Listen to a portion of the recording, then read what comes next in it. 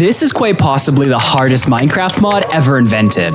It's called Better Than Wolves, and whoever made this torture chamber of a mod is one of those people who just wants to watch the world burn. You see, in normal Minecraft, you can acquire wood in about 5 seconds, iron in 2 minutes, and proceed to beat the entire game in less than half an hour. But in Better Than Wolves, it turns something simple like making a chest into a 47-step process that you have to complete while literally everything in the world wants you dead. Want some food? Well, cows now have the added feature of kicking you in the face if you try to even touch them. Want to build a house?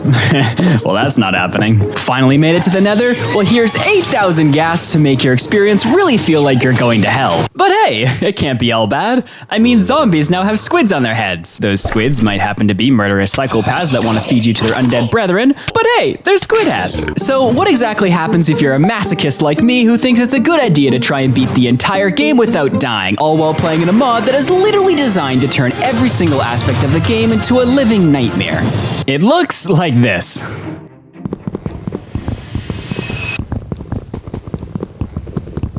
Oh, this sucks. Okay, we gotta get serious now. This is day 1, so the most important thing we need to get right now is a stick. Nah, that's not a stick. Okay, there we go, we got a stick. And if I put in my inventory, I get a pointy stick. Now we need to go and find some stone. Oh, perfect, I see some over there. Okay, first let me grab some dirt. Yep, I don't even get the dirt. Instead, I get these piles of dirt, but if I put them in my crafting grid, I can make a dirt slab. This slab is actually really important though. You see, in Better Than Wolves, every single time you jump, your hunger bar goes down. And if your hunger bar goes down to 0, you die. But if we use this slab here, we can just climb up without jumping. Yeah, this version of the game is this painful. Okay, now we just have to hit this stone with a pointy stick. Eventually, we should get a stone Ah, no, the zombie's coming. Let me break it, let me break it, let me break it, let me break it. Oh, okay. Oh man, I can't punch him because every time I punch, I lose hunger too. Oh, this is going so bad. We're wasting so much time. If we keep wasting time like this, it's gonna turn out like the other runs. See, I've done this run a few times before and I've always died on day 3 because I've just run out of time. Okay, he's dead. So now let's go back to the rock. Now if we break it all the way one more time. Okay, there it is. A pebble. But never fear, we can make this into a sharp stone. And now if we start punching a tree with it, it'll mine slightly faster. Okay, now the next thing we're gonna need before the night comes is 6 sticks. And that's 6 sticks, okay. Now that we have 6 sticks, we should be able to make a campfire tonight so we can cook our food, because if we tried to eat any of our food raw, we would die. But speaking of which of food, we need to get some before nightfall, or we're dead again. Oh, this version of the game is terrible. So I'm thinking the easiest food to get is gonna be chickens, since they're the weakest. Oh, a chicken! Ah, yes. Let's go, we got a chicken. I would like to get more food, but I'm really scared night's gonna come, so we should prioritize a base. Something I've learned in the other runs is it's important to dig into a hill to have a base, because if you try to dig straight down and carve out a little area under you, the dirt above you would just fall like this. All right, now that we're in our base, we can make our campfire, and then we need to make this, and then, oh no, we need another stick. Oh no, we gotta go out at night. Oh, there's a zombie behind me. That's not ideal. Okay, we have our stick. So now, if we put a pointy stick over there, and then we put the final 2 sticks together, we can make a fire plow. And if we try and ignite this fire, come on, this is taking forever. See, what's crazy about this version of the game is that it's actually taking hunger away from me to light this fire. And the fire is what I need to cook food. So essentially, I'm just burning down my hunger bars to get more hunger bars, and it's just a terrible time. I think to break even on this exchange, I'm gonna need at least 2 pieces of food per night, and I only have 1 on the first night, so I'm a little bit worried, but I'm hoping we're gonna be okay. Oh, we're good. Okay, we can feed it some of this sawdust to grow the fire bigger. And now I can put my raw chicken on it, which you can't actually see, but is roasting over the fire right now. So this fire will die out eventually, so we have to use the sawdust and the oak bark we collected earlier to keep it fueled. Oh my gosh, how am I ever gonna get to the Ender Dragon? We should probably collect some supplies. Oh, no, gloom, no, please. Oh, okay, we're good. So what I learned in some of the other runs is that this version of the game has something called gloom. If you spend too long in the darkness without any light sources near you, it kills you. Because, of course it does. Now we can actually let this fire die as long as, as long as we have moonlight coming through here. But of course, there are some nights that don't have moonlight, so on those nights, we will need some sort of light source. Okay, now all I can really do is collect some pointy stones for day 2. Night 1, surviving. Now that we have some time to collect ourselves, it was time to focus on our first big goal, getting a primitive smelter to cook food more efficiently and faster. Since we can't collect cobblestone at this point, the primitive furnace is the only way to upgrade our food smelting, but we have a long road to get there. What's above my head? What just died? Okay, it is now daytime, although I'm a little bit concerned. Day 2. Our main objective is to get an axe and some food. And we need to go. Oh, there's a creeper. Oh, we need to get out before that creeper comes. Oh, we need to sprint. Oh, we just wasted so much hunger. See, sprinting in this version of the game is similar to jumping. It just destroys your hunger bar, which yes, means we have to walk everywhere. Oh, this is so painful. Ooh, a cobweb. Okay, we need this to build the axe. So if I break it with a sharp stone, yeah. Okay, this is gonna take a minute.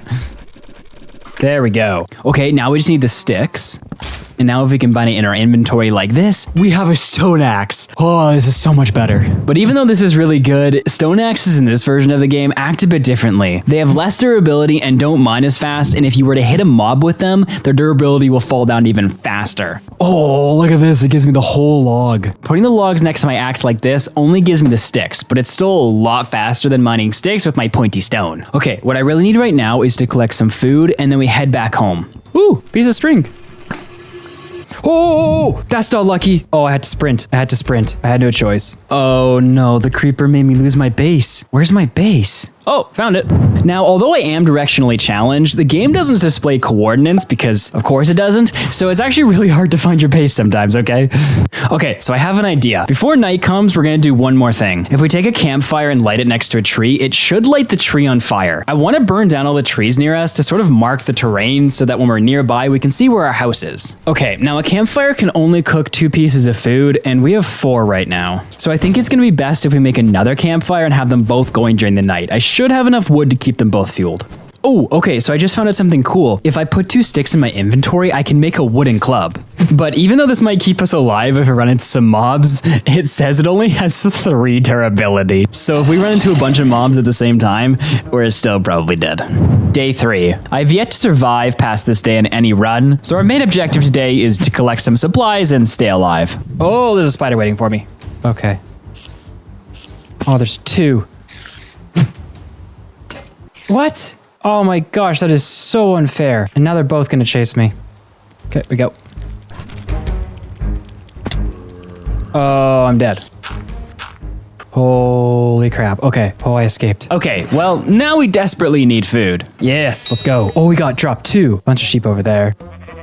Oh, that's a wolf. We need to avoid that. I'm risking it. Oh, we got away.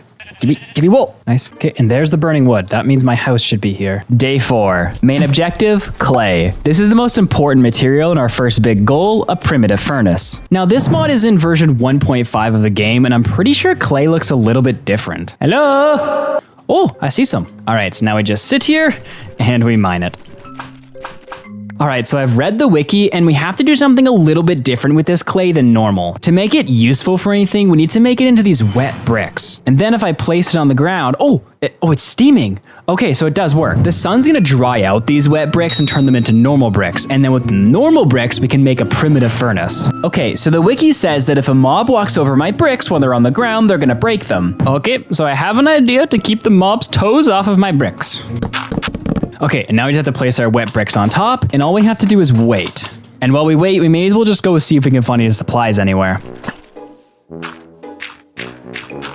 Oh, go away!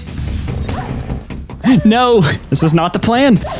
Oh, he dropped meat. I'm not sure how I feel about this. Oh, I spotted another wolf. You know what? I'm just gonna send it. I can do it. Oh, he jumped at me. Oh, regrets.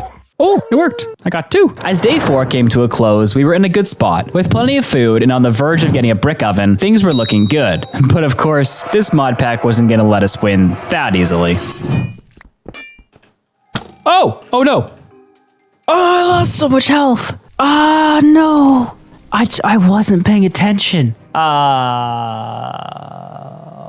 That's unfortunate. Okay, I need to start taking this a lot more seriously and not so playful because there's no way we're completing this if I just horse around. Day 5. Our main objective, wait for the bricks to dry and make our first brick oven. Okay, the bricks aren't dried yet, so while we wait for them, let's go try to collect some more food and wood. Oh, the bricks are done. Ooh, they're popping into my inventory. Easy. Okay, so the sun's going down. I don't think we'll have enough time to actually make the brick oven. You know what? We actually might be able to craft it. So if we put 4 bricks in my inventory like this, we can make a loose brick slab. And if we do that again and again and again, we make 4 and we put them in our crafting grid. Oh, we get it. A brick oven! Now this thing's gonna be way better than our campfire. It can cook a piece of meat every 1 to 2 minutes. So every night we can cook about 8. Now that's assuming you can actually get the food to cook, but you know. But now that we can get ahead on food, we might actually be able to start advancing. All right, so if I place it, how does it work? I'm guessing I'm probably gonna have to light it with something, but my only lighting source right now is almost broken, so we're gonna have to wait till morning to actually use it. But you know what they say, when you don't have anything else to do, start knitting. You see, earlier when I was killing those sheep, I got some wool, except it's not real wool, it's just kind of like string. But if I knit it together, I can get some wool knit. And I think that's useful. I mean, the wiki told me to do it, so I'm just gonna assume it's useful for something, but I don't really know, because I don't know what I'm doing. Ah! I'm kind of hoping that making it though is somehow gonna get us towards a bed, even though I'm not really sure how to make a bed. Ooh, we have 1 white wool knit. Okay, now that we have food out of the way, we can begin looking at the next step. And I think it's the smartest if we go for iron tools. Iron tools will not only enable us to get diamonds, which are necessary for the nether, but it's also just gonna make our quality of life so much better if we can use iron tools for stuff, and we should be able to make armor, much enhancing our survivability odds. Okay, so it's day 6 now, and I think our main objectives should be to collect more bricks and look for iron and string. Oh! Thanks. All right, so I've searched around for like 5 minutes and I can't find any food, so I did some research and I found out the passive mobs don't respawn in this version of the game. So we're just gonna have to slowly venture farther and farther out to get food, which is slightly concerning, but is an issue for later me. Ooh, we can make another shovel with this. Maybe we can find some more clay. Now, I am curious to see if the jungle has like any food, maybe melons or something, so I'm gonna go over there and like look. Hey, friend. Ooh, nice, another 2. Day 7. Our main objective is nothing because it's raining and I don't want to go outside because I'm pretty sure it's filled with monsters because it's thunderstorming. Oh my gosh, how long is it gonna rain for? Oh, it stopped raining. Oh, that wolf looks terrifying. Where did it come from? Well, I'm just gonna pretend I didn't see that. Oh, hey friend. Oh no. Ah, flawless. You know what? I'm feeling courageous. I want to try and take on that wolf. Oh, I made a mistake. Oh, I'm so dumb. Oh, I was holding the space bar, so I was jumping in the water. Oh no, I just wasted so much hunger. The anxiety of doing one thing wrong mixed with the near-death experiences I kept having was starting to grow on me. I have made a friend. His name is Bruno. He will keep me company in my sad, sad house. Hey friend. You can come out with me tomorrow if you really want. We can go off on an adventure. Would you like to go on an adventure? Ooh, I think there's a skeleton. Can I get him? Yes. Yo, I got his bones. I can make something. If I put these 2 bones together like this, I can make a bone club. I'm pretty sure this is way better than the wooden club. It has a lot more durability and does more damage. Finally, something going our way. Ooh, and it's daytime, which means we can do what I wanted to do yesterday and finally get some iron. Day 8. Our main objective is to find some iron and find some food. Iron's gonna be our leading resource into advancing. Not only will it unlock diamonds for mining obsidian, but it's also going to unlock the crafting table since iron is required to make one. Okay, so we gotta go hunting for some iron, which, ooh, there's some right there. Okay, I think to mine this iron, we need to use a sharp stone. And eventually, haha, we get 1 pile of iron ore. Now, I'm not sure if we can get more than that from this. No, it just gives me a dumb rock. Okay, so if we take 2 of these and then combine them like this, oh, it makes an ore chunk. Now, I think you can smelt this chunk of iron inside of our primitive furnace for, for 1 iron nugget. Oh, that's gonna take so long to get ingots. Which means we should go mining and collect a bunch more resources.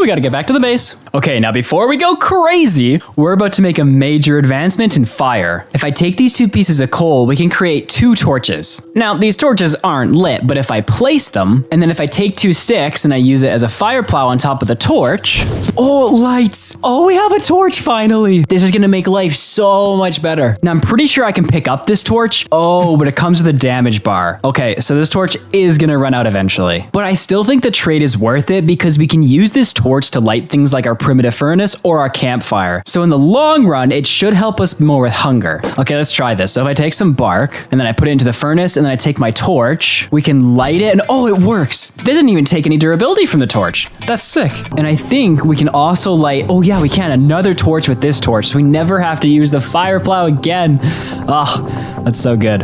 All right, now we're at day number 9. I think the main objective for these days is to wait for the furnace to smelt our iron, and I guess we'll just collect some dirt while we wait. Okay, so I am noticing that my torch durability is slowly going down, even though it's in my inventory. Now, what I don't know at this point is when it goes to the bottom, does it turn into an unlit torch, or is it just like cooked and I can never use it again? You should not be allowed to do that. Go away. Go away. Oh, nice. Now we can have 2 ovens. Oh, nugget. We have 1 iron nugget, and it's not useful for anything yet. Okay, while we wait for more iron to smelt, I want to run a test with these torches. I want to see what happens when this one runs out, if it just poofs, or like if we get it back. Okay, so if I hit it, no, it's gone.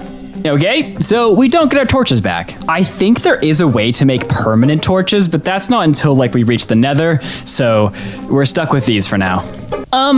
No, please no. Okay, I gotta be really careful here. Oh, we're good. Ooh, I got niter. I have no idea what it does. Ooh, I got his oysters. Not really sure what those are useful for either, but hopefully something. Day 10. Our main objective, I think, for today is just gonna be to gather more wood around the house while we continue to wait for our iron to smelt. Once it's smelted, I think we can actually make a crafting table, but I'm not completely sure. I have to wait till it's smelted. I'm doing the braveries. Haha, get wrecked, boy. Oh, you dropped me the liver of the beast. That's not what I wanted. I wanted steak. What do you think, Bruno? Do you think today is gonna be a good day? All right, well, Bruno says it's gonna be a good day, so. Day 11, we're still waiting on our iron nuggets to smelt, so I think we should find some more food and string. All right, wish me luck, Bruno. Ah, it's a horrible day, no! Bruno, you lied to me. Actually, we needed string. Haha, thanks, Bruno. Come here, boy.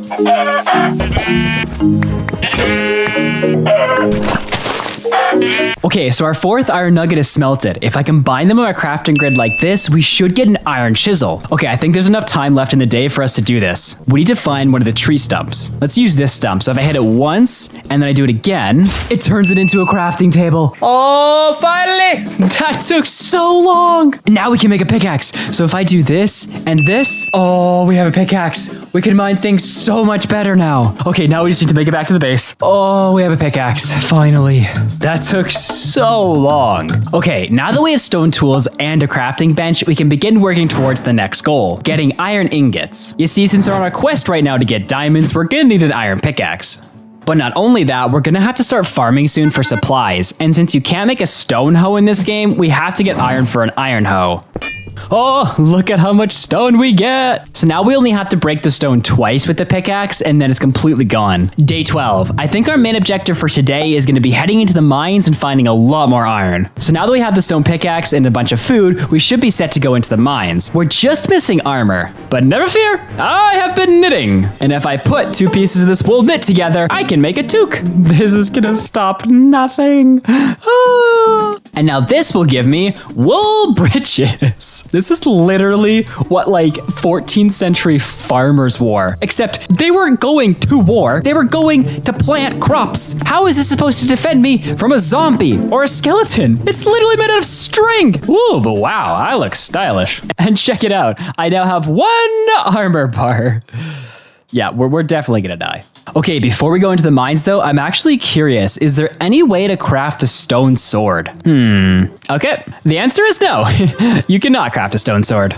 Now we gotta find a mine. Ooh, let's see. Oh, there is some coal. Ooh, we're getting a full piece of coal now. So before we had to mine 2 pieces of coal and we get 2 coal dust and then we combine them into 1 piece of coal. But with the stone pickaxe, we just get the coal from it. Sick. This probably also means we can get iron a lot faster now too. Oh, nice, there's some iron in here. Oh, I'm being assaulted. Time to test out my wool breeches. Oh, the toque and the breeches aren't doing much. Oh, I'm losing so much hunger too. Okay, note to self, clothes made out of wool don't do great when defending against arrows shot by skeletons. I don't know why I thought they would, but... All things considered, things are going pretty good right now. Except we have a ton of iron, but nowhere to smelt the iron. And since it takes a full Minecraft day to smelt one of these iron ores, we should try and get more furnaces. Day 13. I think our main objective for today should be gather more clay. Oh, it's time to go on an adventure. And there's just death everywhere. This is great. Ah!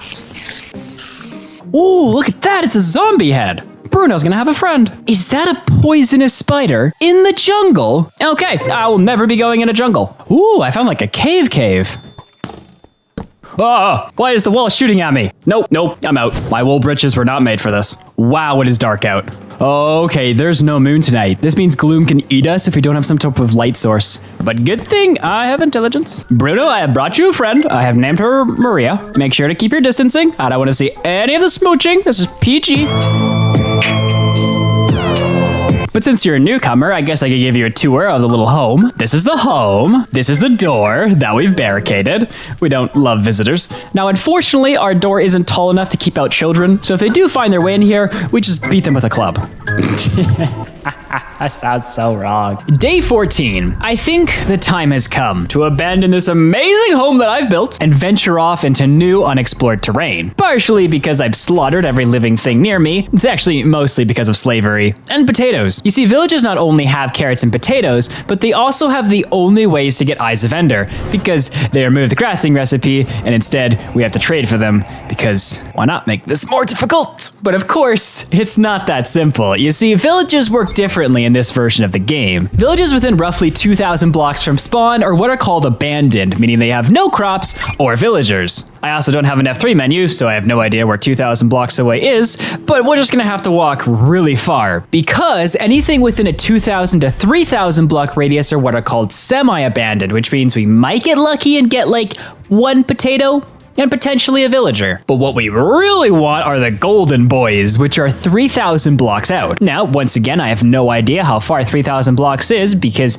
I don't have an F3 menu. So we just gotta walk for a really long time. I do want to take our furnaces with us though, because we'll need something to smelt our food, so... Oh, it did not drop all the bricks that I put into it. Oh, we're gonna lose bricks by breaking our furnace. All right, come on, Bruno. Martha, you'll be coming with us. All right, it's time to go on an adventure. Is that a desert temple? Ooh, it might have chests in it. We should probably get some torches though. Whoa, that looks terrifying. This torch will definitely save me. Okay, I have spotted a ladder down. There's chests. Oh, there's chests. Now, can I break the chests? Oh no, you can't break the chests. That's so sad. I have done some research and I have discovered that only an iron axe will break chests because they've gated chests for some reason. Ooh, what is this? Oh, what is inside you? Can I pick this up? Oh, a wicker basket. Oh, there's more. Okay, what is the point of view? Oh, it stores items. Oh, but it only stores one type of item. You know what? I have to carry everything in my inventory, so even this is actually pretty good. Whoa, is that? I have been blessed from the heavens. They have seen my terrible luck thus far and gifted me an iron sword with 2 durability. You know what? I'll take it. All right, so I've been walking around for a while now, and I wasn't able to find a village. This spot is really far out though, at least I think. I have no idea. I wasn't really counting the blocks out here. So I think it's best if we set up a base here, and then at least we're probably close to the villages when eventually we get the resources to trade with the villagers. But now that we have a base situated, we need to get back to our main objective, getting an iron pickaxe. You see, the game is split into 4 stages. First is the survival age, where everything is about starving to death and getting eaten by everything. Next is the stone age, where you can take your rock and hit it against other rocks for more rocks. Now following that up is the stage we're just entering now, the iron age. Now this is basically when the game starts being somewhat playable because it unlocks the potential for diamonds, which unlocks obsidian, which then we can get into the nether and the whole game becomes much better. It'll also help us unlock primitive machines. Now all the machines in this game are basically just the main components of normal Minecraft like furnaces furnaces and such, but just split into different types of machines to make your life more difficult. And then finally, we have the Diamond Age, where we can trade with villagers, make a full set of diamond armor, and finally beat the game. Now, there is technically one more age past this, but I'm not sure we're gonna get to it. We have obtained the nuggets, and now it's time to turn them into ingots. So if we take all the nuggets and lay them out on our crafting bench, we have iron. It's only taken me like 8 billion years. Okay, but now if we put our sticks like this, we should. Finally, we have a pickaxe. Oh, I was supposed to make an axe first. Well, too late. I guess then we should go into the mines and collect a lot more iron with this pickaxe. All right, let's test out my new baby. Oh, did you see how fast this thing just mined? I feel like I'm a NASCAR. It's like normal speed. I've forgotten what it's like because it's been so long. Oh, this makes mining so much better. Ooh, I really want to test this. So with our new pickaxe, this means we can mine the next layer of the caves and get a new type of cobblestone. And I want to know if this cobblestone will actually stay up or if it's affected by gravity too. Okay. Apparently gravity does not discriminate. Ooh, our first goal of the game. All right, now we've obtained all the iron, but we've forgotten one crucial thing. We don't really have enough furnaces to smelt it all, and since I don't really want to wait 64 business days for it to be all smelted, we should probably go out and get more furnaces.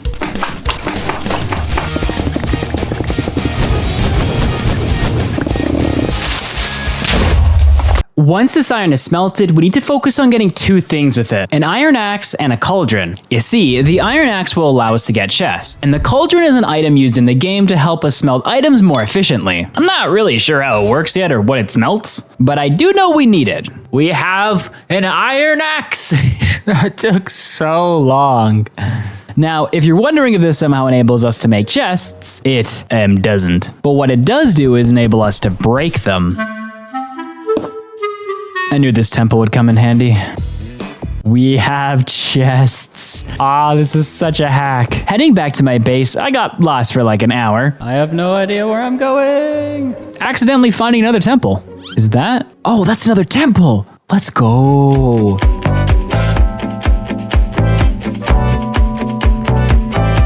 Eventually, though, I made it back home with the chests. Okay, now that we have all the storage and don't need to carry everything in our inventory, we need to get diamonds and more iron. Since diamonds unlock the nether through gathering obsidian, this is key. The nether itself is useful in many ways, one of which is unlocking a method to permanently craft torches, which I desperately need because these torches keep running out and it's so frustrating. There's one more thing that our iron axe is going to be really useful for a bit later as well, and that's if we put it in here and do this, we can get oak planks. Could I have? Wait a second. Wait a second. I had to test this. If I can make a chest right now, I'm gonna be so happy. Okay, if I do this, can I make...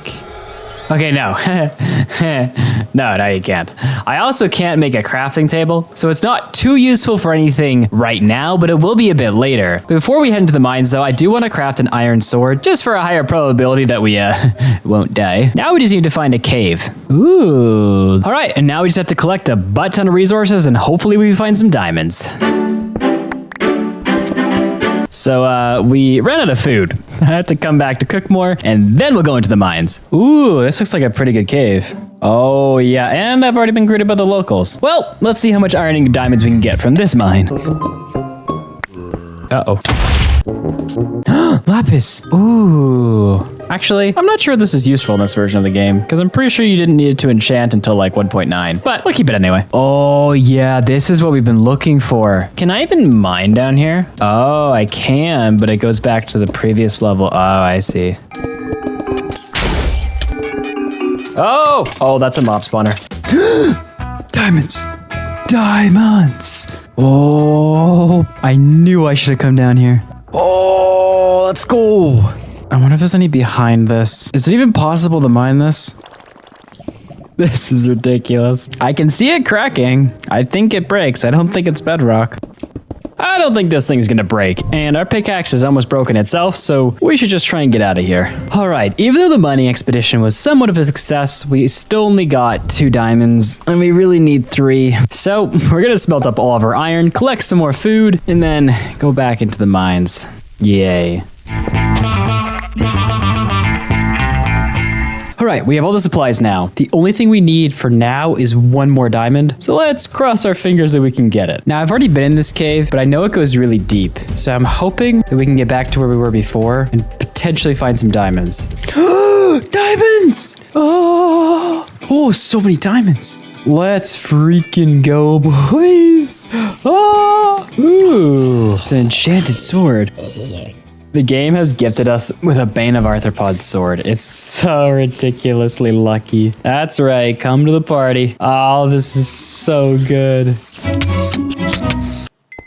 So it looks like spiders that are spawned from a spawner, it's a tongue twister, don't drop string. But while I'm here, I'm gonna collect all this mossy cobblestone. Something I discovered before was that moss stone acts like normal cobblestone. It'll just stay up in the air. So I'm gonna collect all that's in here and then we'll head out. Now that we have our diamonds, we can begin the Iron Age. Or I suppose the Oxymoron Age. To make the game even more difficult, this version breaks up the furnace and trading with villagers into much more difficult stages because of course they did. First, the furnace. To smelt food and ores, we need two different types of items. To smelt food, we'll need a cauldron, and to smelt iron, we'll need a kiln. However, you can't just put coal in these or something easy like that to fuel them. You need to power them with realistic power, something like a windmill or a watermill, or a raging fire on top of netherrack. Lastly, to trade with villagers, we need to bring them the souls of the dead in these little tiny urns. Yep, to beat the game, we must become artistes and make pottery, and then fill it with the dead. I think food is the most important thing to check off first though, so I want to go about making a cauldron. Since we have diamonds now, we can make a pickaxe and collect some obsidian to head into the nether. We'll need a netherrack to fuel the cauldron, so... Now, although all the caves we've been in so far have had obsidian in them, I think our best bet is going to be to go to the cave we were just in. Yeah!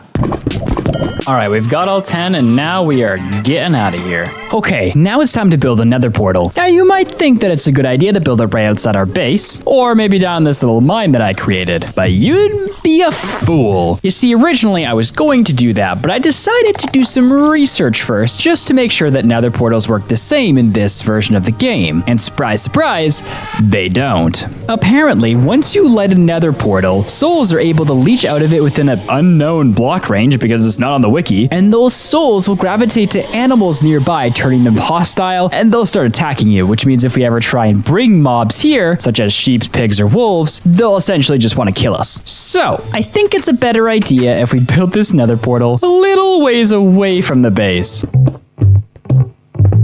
Okay. What?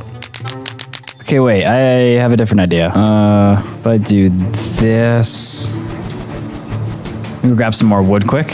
Why can't anything just work? That's all I ask. Just one thing. Oh, it worked. Ah, let's go. I'm intelligent. Okay. I'm a little scared, not gonna lie. I don't know what to expect. Okay, we have a pretty safe spawn. The only thing I'm here for is netherrack. We need a ton of this. What is this? Oh, nether quartz. I don't know if this is useful for anything, but we'll take it. Perfect, that's what we need, soul sand. Give me soul sand. I only need a couple bits of this, and then we're getting out of here. Okay, so I might be getting greedy, but I really want to collect a little bit of glowstone. Okay, I'm excited. Okay, if we take all of our iron and head outside, first we need to craft all of this into ingots. And then, yeah, cistern. I need to double check that that's right before I craft that. They changed the recipe, but I think I still have enough iron to do it. First thing first, we need a bucket. Then we come down to grab a bucket of water. Then I need one bone. And then this goes here. This goes like this. There we go. That's the cauldron that we want. I'm hoping this part isn't outdated as well, but what I think you're supposed to do is build a 3x3 with netherrack, and then we put our cauldron on top, and then can we light the netherrack? What about this?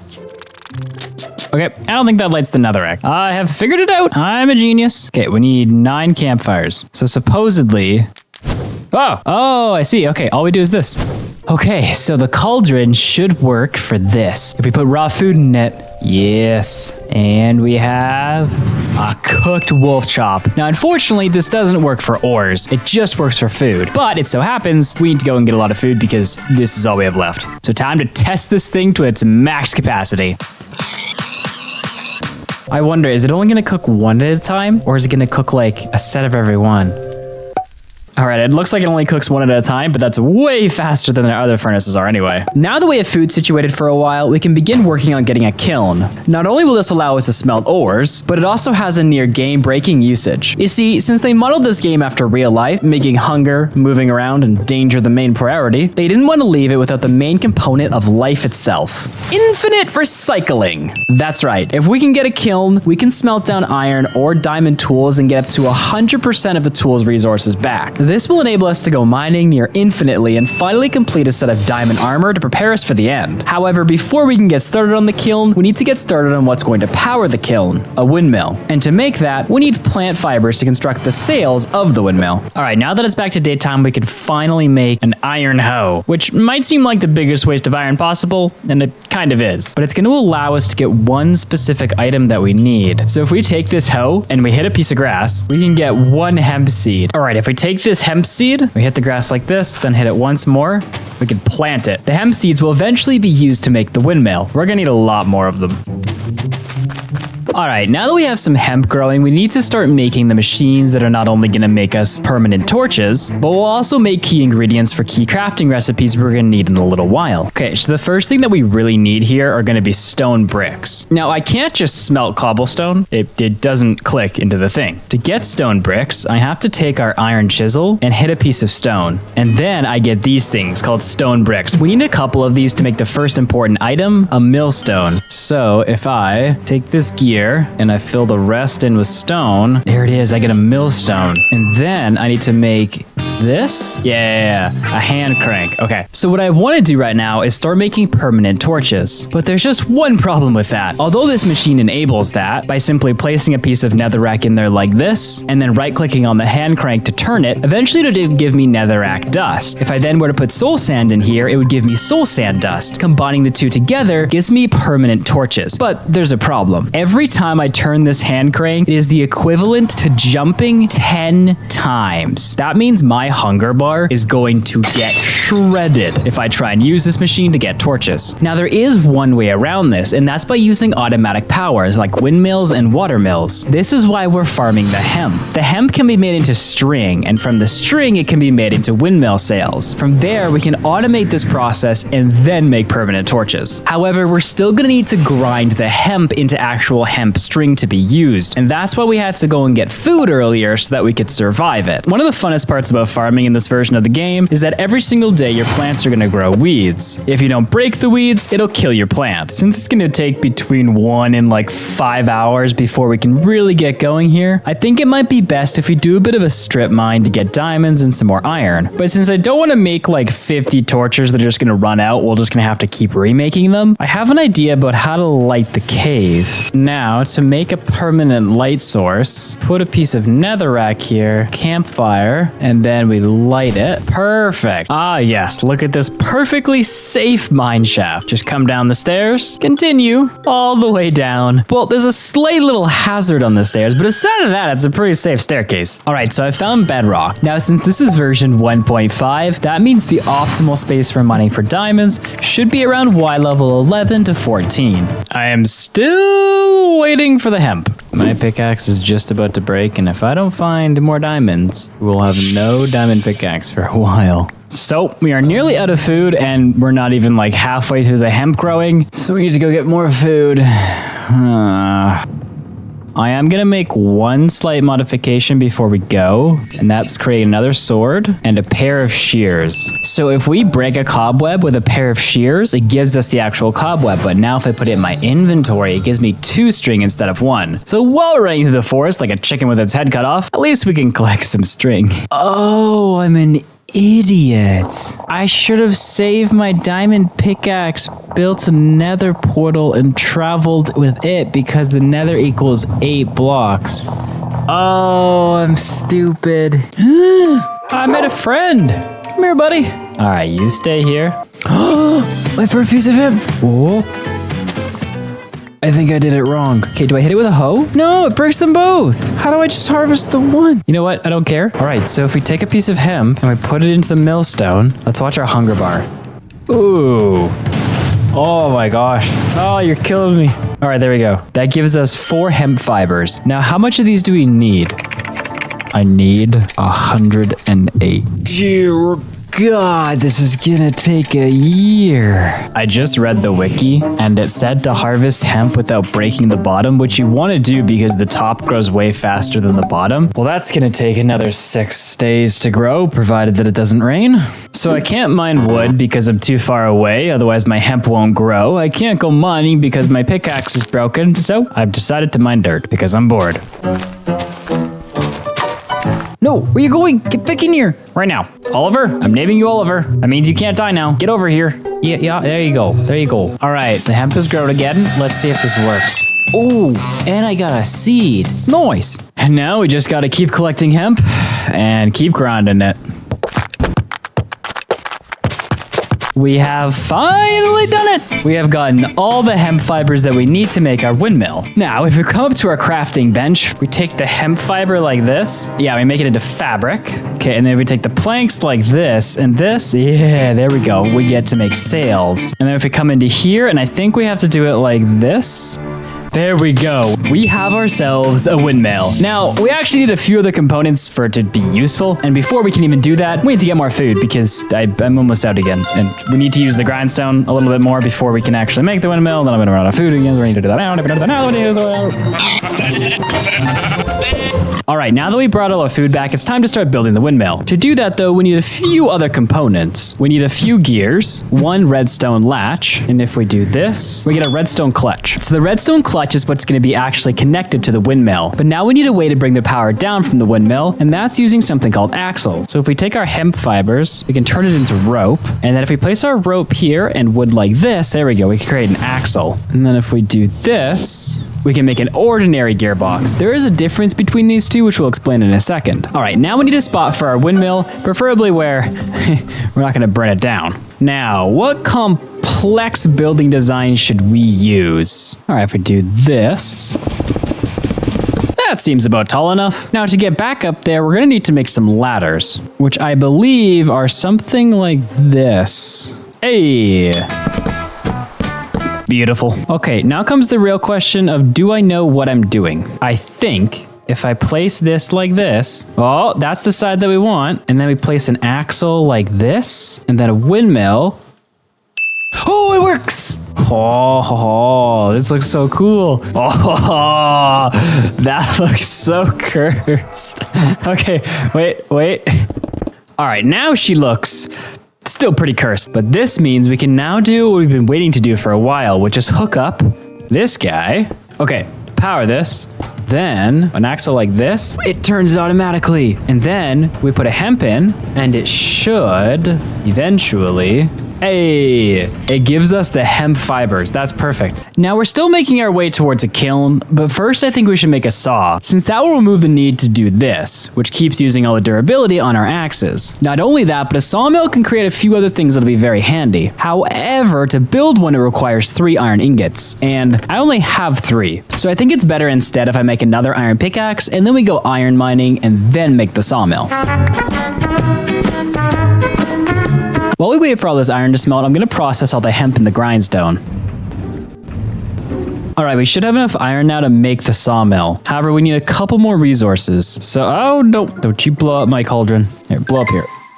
There you go. Anyway, first we do this. We make this into cut leather. And then if we put cut leather, dung, and bark, yeah, cut tanned leather, that's what we want. I think if I take it like this, I can make straps. And then if I do this, I can make a belt. All right, to make the actual saw, I believe it goes something like this, that, and then that. There we go, a saw. Let's put the saw here. I don't think it matters which way the axles come, but we are gonna need to like redesign this a little bit. Then I put an axle here. No, that's not gonna work. All right, this thing's too small, which means I need to extend it 1 block that way. Honestly, we should probably extend the whole thing 1 block. That's such a pain. Okay, let's do this. Put this back. Break this. Then the windmill. There we go. Okay, then we bring the axle back 2, and then we put another gearbox here. Okay, now this is where we can start having some fun. We do this, and then we do this. Does this work? No. All right, this comes to here. Now, we don't actually have enough resources to continue right now, but let's just see how this works. If I put the sawmill here, how does this work? Let's see. Oh. Oh. Interesting. What? Oak siding. Huh. What is the purpose of this? I just learned an amazing thing. Okay, let's make some more oak siding. Hold up. No way, no way, no way, no way, no way. Oh, let's go. We can make chests now. Oh, that's sick. I just realized this gives you 4 planks plus the sawdust and the bark, whereas this iron axe only gives us 2. This saw is much more efficient. All right, now that we have our saw, I think we should focus back on our main goal, the kiln. You see, the rest of this version of the game is gated behind the kiln, since obtaining it will help us make items as well as recycle items to get valuable resources out of them. However, to use the kiln, we need to make something called a hibachi, and a hibachi requires blaze rods. So, all right, so since the first thing we need is blazes, we need to head to the nether with no armor and go randomly exploring. Oh, this is when we die, when we make it this far. Okay. Oh, of course, this is a dead end. That's a long way to bridge. Oh, it's a fortress. Okay, we gotta get into this place now. Aside of blaze powder, it would be really sick to also get nether wart, but I'm not gonna hold out for that, honestly. Oh, okay. I was thinking maybe there's gonna be a skeleton dude. All right, this is where things begin to get dodgy. Let's mark our way back. Hey there, buddy. Everything is good in the hood. Oh, he's dead. Oh, of course. Oh, that didn't work well. No! What the fudge is he shooting at me? Those like golden arrows? What are you? I want them. How do I get those arrows? They had like little particle effects. I feel like he's just gonna give me a bone, isn't he? Yeah. Okay, well this is so far absolutely terrible. Ah, come on! How many of these guys are there? Hey. Oh! That's a blaze! There's a blaze there! Yeah. Come on, drop me a blaze rod so I can get out of this cursed place. It couldn't be that easy, could it? Oh, yeah. Come over here, friend. Yes? Come on, drop me a rod. That's all I need. Oh, I didn't need to be lit on fire. Okay, we're good. I thought I saw him drop one. Oh, nether wart, nice. I don't like this. They can come from 2 different directions. Then we block this off. Okay, nice. We can get nether wart. Okay, let's grab a bunch of this. And while we're here, let's just grab this soul sand, because why not? Nice. We're probably going to need this nether wart for potions later, which is why I want it now. What the hell is that? What are you? Oh, a dormant soul forge. Okay, no idea what that does, but I will take it. Oh, that's a blaze spawner. That's both terrifying and amazing. I have no idea how to approach this. Shoot. Oh, yes. Oh, no. Hey, friend. Oh, yes. Man, I am getting nothing from these guys. Someone give me a blaze rod. Oh, okay. Hiya. Okay. We're landing some hits. Oh, we got him. Oh, we got a blaze rod. I got it. I was gonna say, do we push our luck? No, we're out. That's all we needed. I'm happy. I'm content. I'm happy and I'm content. Okay, we're almost out of the fortress, and then we just have to worry about like climbing back up. Okay. Whatever. Now I know there's a ghast over there. Shoot. Oh, get away from these ghasts. Which way did I go? Was it this way? Shoot. Oh, no. Yeah, because that's where I mined for glowstone the one time. We're really close to the base. Oh, I think that's the base. Maybe. Yeah. Let's go. Oh, that was so stressful. Uh-oh. It's raining. Oh, no. That's not good. Something I forgot to show earlier is that if it thunderstorms and that windmill is going, it's going to break the windmill. But I have a way to stop it from doing that, but I need to get there. Let me just break this. I think I just need one, and then I need a stick. Give me this and that. Okay, I think, hopefully I remember the recipe right. I think if I do this, yes, I make a lever. Okay, it's this one. If I put a lever here and flick it, yeah, there we go. It stops the windmill, I think. Or maybe just stops the gear and that stops the windmill. Yeah, so it wasn't actually the windmill that would break, it's this redstone box that would break, but by shutting it off, it'll keep that from happening. We got our nether wart, we got a blaze rod, we got a dormant soul forge, not sure what that does, but that's such a win. We now have every resource that we need, I think, to get this setup running. The first one I want to get setting up is a kiln, which can process metal and also give us a way to recycle tools. It's basically the same as a cauldron, just it smelts ores instead of the food. Which, speaking of food, we're almost out again, so we have to go get more before we do anything. Okay, now we can build the kiln. Except we still can't because we need to make a setup for it similar to the cauldron. Except for the kiln, we need to make fire that's even hotter than the fire that you can put on netherrack, which you might ask how you do that? I don't really know yet, but I know it involves a machine called the hibachi. And to make that machine, we need to collect some supplies. The first of which is grinding up a bunch of netherrack. All right, so if we come up here and we place the netherrack inside, oh, that's an awful sound.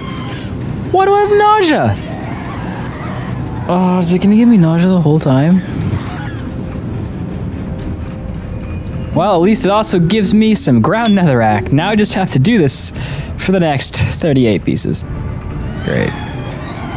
Ah, it does give you nausea again.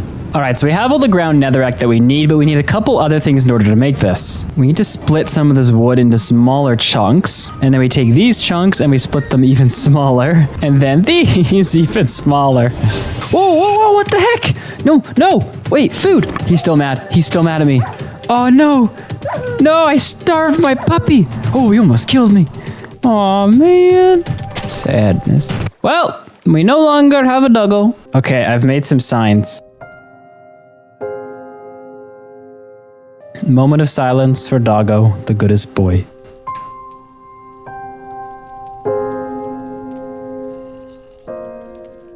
All right, next we need to make a hopper. So if we do this, we can make a pressure plate. And then I think the recipe is something like this. Down there. There we go. We get a wooden hopper. You can't actually make iron hoppers in this game. Well, actually you might be able to. I don't know. We don't have enough iron to try it, but we can make wooden hoppers. So now that I have that made, we need one more thing. Need one piece of soul sand. Okay, so to get this thing to work, I think we need to have the hopper connected to the axle here. If I put an item in it, it should be shooting the item out. Wait, what if I throw it in it? No, this doesn't work. Maybe it probably has to come in from the side then. All right, let's make another gearbox. I think we put the gearbox like this. We can have these running out of the sides. Perfect. So over here, we can put our saw. Nice. And then does this work for the hopper? Let's see. Ah, there we go. It shoots it out now. So we have to be a little bit careful with this because this can blow us up. What we need to do, I think, is put the soul sand here. The soul sand acts as a sort of filter. There's plenty of different filters you can put in there to make different types of items, but we're really only going to be sticking with a few to beat the game. And this is one of them. Then I think what we need to do is take 8 netherrack and throw it in. Ooh, we did it. Well, what happens if we just put 8 in here? Oh, nothing. Huh. These hoppers are weird. All right, we have 32 Hellfire dust. Perfect. Now, part of the crafting recipe for the hibachi are called these Hellfire ingots. And to make them, I don't know if we can put more than 8 in here at a time, but I don't really want to try. We just have to shove them in the cauldron like this, and then we should get, there we go, a concentrated Hellfire. Again, I don't really want to test if I can put, you know what? I'm gonna try it. No, I don't want to try it, because if it blows up, I lose. We'll try it later, because I don't want to lose this cauldron right now. All right, we got all the ingots that we need. All right, we go that, we go that, and we go that. Hey, I was right. I'm starting to get the hang of this. All right, come on. Hey, element. This is another part of the hibachi. And then last but not least, we need to take our good old chisel and collect some of these bricks. Nice. So now if we come back to our crafting table and we put these at the top, these on the sides, this here, and a piece of redstone, there it is. We can make a hibachi. Now while we're at it, let's make a redstone torch. So let's see how this thing works. So I think if I just put, I thought if I put a redstone torch next to it, it just lights. Maybe I have to put it under it. Oh, there we go. So if I take this away, does it unlights? It's probably a lot safer than using this, honestly. Now I'd love to make the kiln next, but we still have to make one more thing, a turntable. You see, a kiln isn't crafted in a crafting grid. It's actually molded like you would pottery. And a turntable, it lets you, I don't know, it's probably gonna be easier if I just show you. Okay, so I think if we make a clock and swap that out, there we go. Put a clock here. And then we do this and a gear right there. We can make a turntable. Now, how does this thing work? I put it down. Okay, let's go get some clay to put on it, actually. That might help. Oh, all right, we are almost getting there. So if I take unfired clay and I put it on the turntable, how does this work? Don't right click it. Does that do anything? I wonder if it needs maybe a redstone signal. Oh, actually, you know what it might need? It might need mechanical power. Yeah, it needs mechanical power, I think. Okay, let's put our turntable like this, maybe? If I put this on here, what happens? Nothing. How does this thing work? All right, don't judge the setup, but I think this might work. If I put an axle like this, then I put it up here. Ah, so it needs to be running to the bottom. Okay, so if we put this on here, what happens? Oh, this is what I want. How do I break it? Oh no, it's becoming other things. Oh, you can make an assortment of things on here. Oh, it breaks back into clay. So we need the first one. How do we, I'm guessing maybe a shovel. Break it. Oh, we got it. Unfired pottery. I think this is what turns into a kiln. So I've been saving these bricks for a while. I knew they'd be useful for something, and it looks like they'll be useful for this. So if I do, what is it, this? If I do this, I need 3 of these. All right, I think it goes something like this. So a block goes here, a loose brick goes here. To keep it from falling, we put clay on it, which turns it into a normal brick. Then we'll just use these for supports for a second. These come up here, we fill this. Then we put our pot down there, break all the supports. Okay, so the redstone torch goes below it, activates. And if I did this right, did I do it right? I don't think so. So apparently this fire isn't actually hot enough, and to make it hotter, I need to blow on it. Yeah, such a bad joke. No, we need to create something called a bellows, which will blow air onto the fire and superheat it. However, the bellows requires energy, and our energy is over there. Crap. Look, it's temporary, okay? It's temporary, I swear. Okay, this is about to really work or really not work. I put this down here, and then I just need to start everything. Oh boy.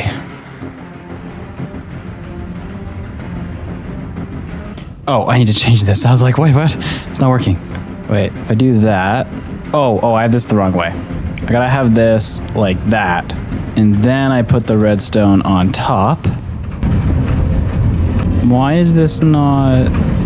Oh, this isn't a redstone box. And then I put this like that, and then I put redstone on top. Okay.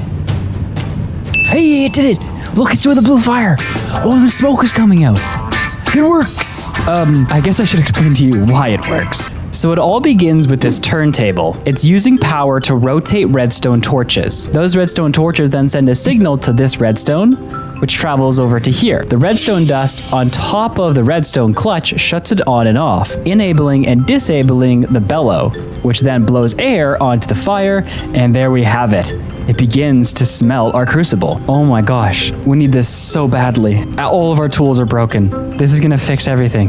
except it's probably going to take a while since we only have 1 hibachi and we can have up to 6, similar to how the crucible has 6 netherrack. So this might take a while to smelt. Now, in case you were wondering why I didn't just run these axles all the way to here and why I had to put these gearboxes in the middle, it's because axles can only run a max of 3 blocks before they break. Oh, I'm so excited to get this thing. Oh, it's almost done. This item is gonna change the entire game for us. Oh, it's done. All right. What do I do? Okay, so let's break this one and put this right there, I think. Yes. And then we turn this back on, and then we put the piece of redstone dust back. Nice, okay. This is big. So, remember earlier when we were talking about tools that can infinitely repair themselves? Well, if I take an iron tool and I put it in the crucible, it's going to very slowly melt. And now when it fully smelts, it turns into 12 iron nuggets, which isn't actually equivalent to how much I put into the iron axe. That iron axe requires 2 iron ingots, so technically it required 18. So we lost a few nuggets by smelting it. This is because when you smelt iron tools in a crucible, you can only get back 2/3 of the materials you put in. But there's one thing you can smelt that you can do even better with. Now we just wait. That's right. We get 100% of the ores that we use in that recipe back, meaning any diamond item that we create in the game, when it gets low on durability, we can simply smelt it and we get it all back. This isn't even a bug. This is how it's supposed to be played, which, to be fair, is kind of nice that it gives us something out of all this cruelty, but this has also been why I've been collecting all these iron tools and not letting them break. I've been picking up every shovel a zombie drops, and now it's time to smelt them all. That is a crazy amount of iron. Okay, so now that we have infinite recycling of all our diamond tools, I want to get a complete set, including armor. You see, the final stage in this version of the game will be trading with villagers, and since I'm gonna have to travel all over the map to find them, I don't want to die along the way. So before we find ourselves a village, I want to go strip mining. However, that's kind of dangerous as well, so first, I think we should create permanent torches. If we remake our diamond pickaxe here, and then we head into the nether. Oh, no. Uh-oh. Okay. Wait a second. If this doesn't... Oh, no. Please light on fire. What do I do?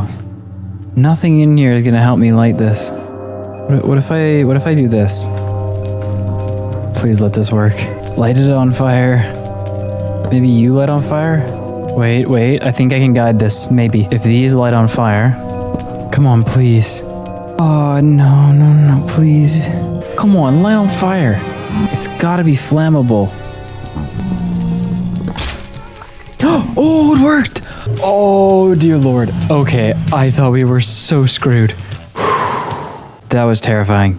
Okay, well, what I actually came to the nether for was netherrack to create a permanent light source with. Okay, now all we have to do is grind up all this netherrack and all this coal, which is definitely gonna take a while. I really need to get more grindstones eventually. Before we can do that though, I'm kind of afraid that this is gonna turn into a thunderstorm, but I think I have a way to stop us from caring about that. Okay, it did stop raining, but this is still gonna be really useful. If we turn all of this into fabric and then do this, we can make padding. And if we make 3 of these, ooh, I'm excited. I should have done this earlier. If we put 3 of these, we get a bed. This has much bigger implications than just sleeping through the night, but let's try it. Ooh. Now, I probably shouldn't have put it in the center of the room, but... Oh, look at that. It speeds up time. It doesn't just skip it. Oh, that's cool. There's one thing I really want to test, and I'm not sure if it's in this version of the game or not. What I want to know, does the compass... Nah, it still points to spawn. I was hoping the compass would point to my bed. What if I right-click the bed?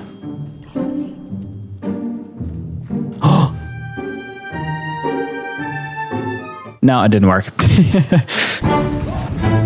Okay, now that we have the ground coal and the ground hellfire dust, we just need to come over to our cauldron and throw them both in, and they should give us nether coal. And now, if we add nether coal to a stick that we don't have, okay, now if I take a stick and a piece of nether core, I get an unlit torch, but this is different than the other ones. If I place it, you'll notice there's no health bar on it. This is a permanent torch. All right, now we get to go into the mines and see how many diamonds that we can find. Wow, this is going really poorly. We've been mining for like 5 minutes. I haven't found one vein yet. Oh, let's go. Oh, let's hope for a big vein.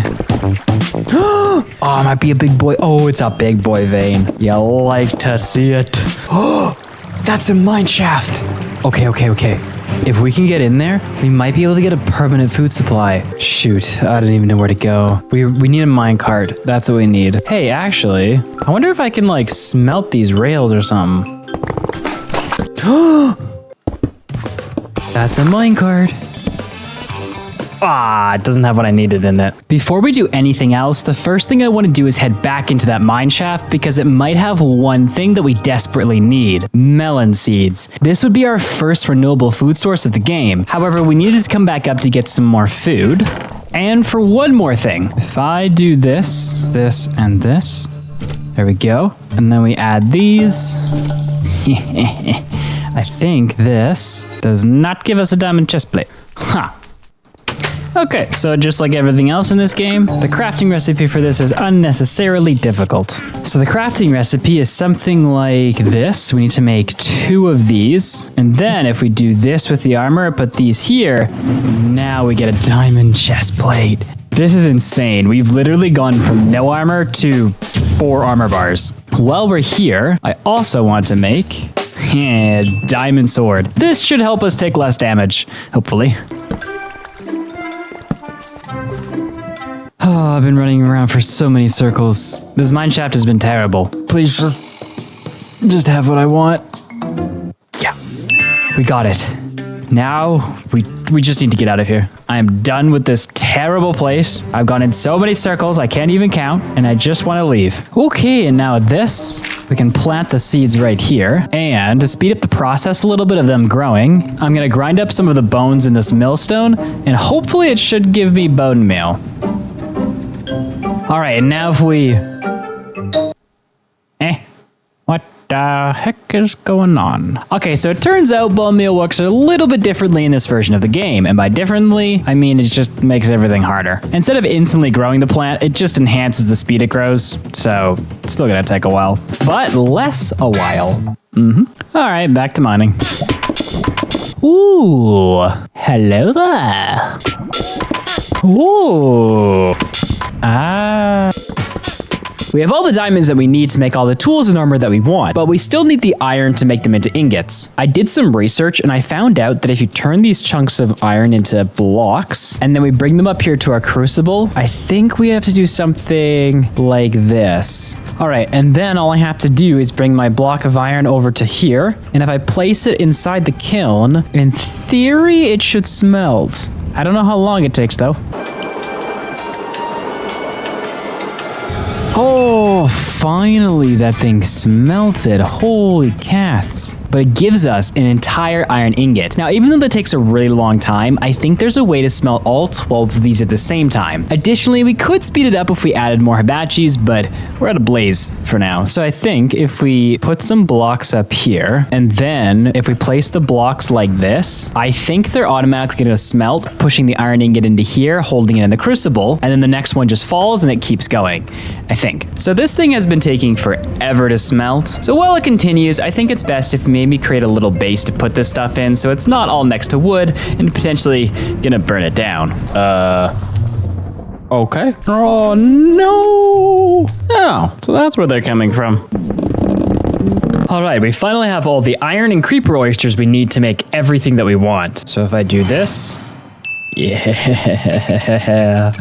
All right, and to make the pants, I think it's something like this. Ah, there are the pants. And then to make the boots, we don't need any straps. And then to make the helmet, there we go. And now we have the helmet. And here we go with our full set of diamond armor. Dang, I look good, but not as good as I do in my merch. One of our own community members actually designed it all. So if you want to support them in the channel, you can check out the merch at mudflaps.shop. But now that we've completed our armor, I can make myself a full set of diamond tools, and we still have 13 left over. All right, now that we've completed our set of diamond armor, we can do nothing. See, normally at this stage in Minecraft, you could kill a few endermen, take their jewels, add them to some ground up blaze rods. And you can get Eyes of Ender, but not in this version of the game. We need to trade with villagers for Eyes of Ender. And not only that, but villagers are very, very picky and require rare materials to trade with. I watched a video a while back that said something like only 10 people have documented runs of beating this version of the game, and I honestly believe that. I can't imagine how tough the Ender Dragon fight's gonna be with how slowly we heal. That all being said, if we want to beat it, we have to advance and collect all the supplies needed for the villagers and the end fight. There is also some special type of armor only obtainable in the later stages of the game that we may want to try and get, but for now we should just focus on the villagers. The villager that we need specifically are the farmer and the librarians. You see, the farmer I think we can trade bone meal to get emeralds, and then the librarian is the one who sells the Eye of Ender. So I think the best thing to do right now is to make a mob farm, but of course this game doesn't make that easy either. You can't pick up water in this version of the game, and since there's such old mechanics, a lot of the new farms won't work. But I think there's a way around that to somehow pull water all the way from the bottom of a basin into a mob farm. So I think I'm gonna try that. I think I'm gonna build the chute for the mob farm about right here. All right, so here's my idea. So they're gonna drop down into this column where I'm gonna pump water to at the end, forcing them down into the middle. Then we can use a saw, the same one that I used to cut wood, to cut the mobs, which I think might also drop player loot, which is why I think we can make a iron farm at the same time, since they'll drop iron swords, armor, and other objects. However, if we wanna pump water into this farm and also use the saws, we're gonna need some kind of power. And although I could run the windmill power all the way over here, I really don't want to. So instead, I think I'm gonna try and make a water wheel. To make a water wheel though, we're gonna need a new component that we haven't made yet, glue. If we put leather inside of a cauldron, it will eventually smelt into the substance. However, the cauldron needs to be stoked. So I'm thinking maybe we can just move it up there.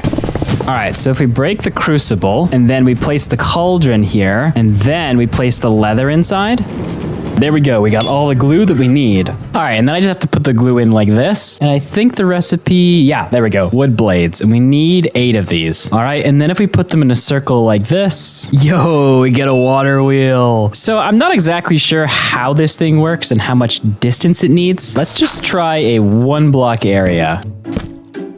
Oh, did I get it first try? Oh, but the water needs to be flowing for it to turn.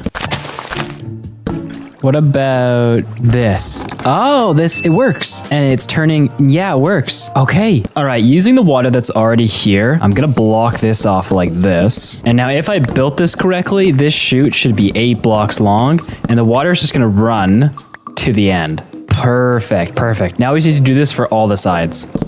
Okay, so we have all the water sources pointing to the middle. Now I need to change this around a little bit.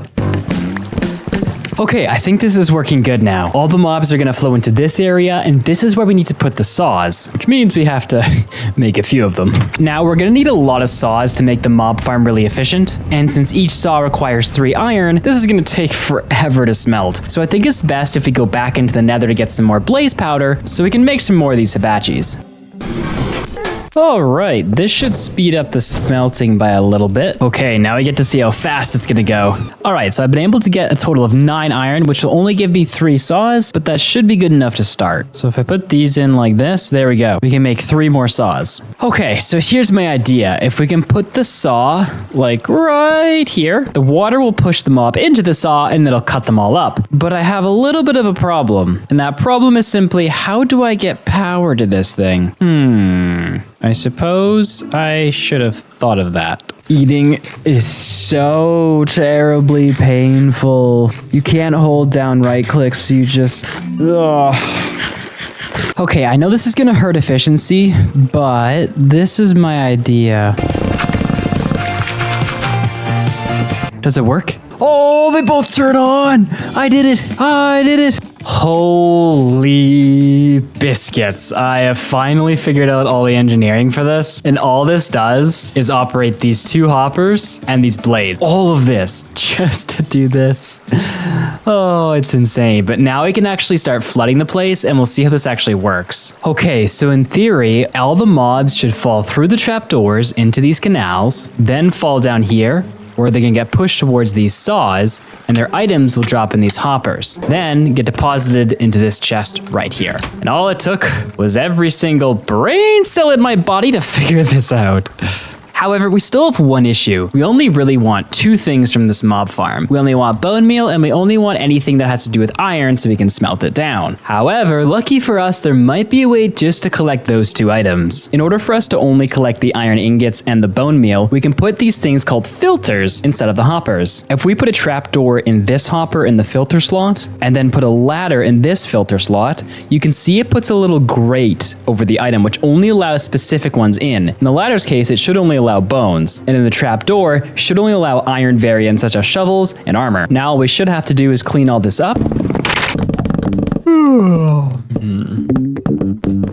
Okay, let's put our lightning rods back just in case lightning strikes this so it doesn't light it all on fire. These lightning rods cover a 16 by 16 area, so I think if we put them on either side like this, it should cover the whole thing. And now we just hope this works because I didn't actually test any of it, so I'm not even sure if mobs are gonna spawn in there, let alone walk through the trapdoors. And yeah, let's just hope it works. I honestly have zero idea. Okay, moment of truth. Now we gotta check it. I've only let it run for a couple minutes here, so all right. All we've gotten is a torch. Are there any mobs in there? I don't see any. Oh boy. All right, we're checking again.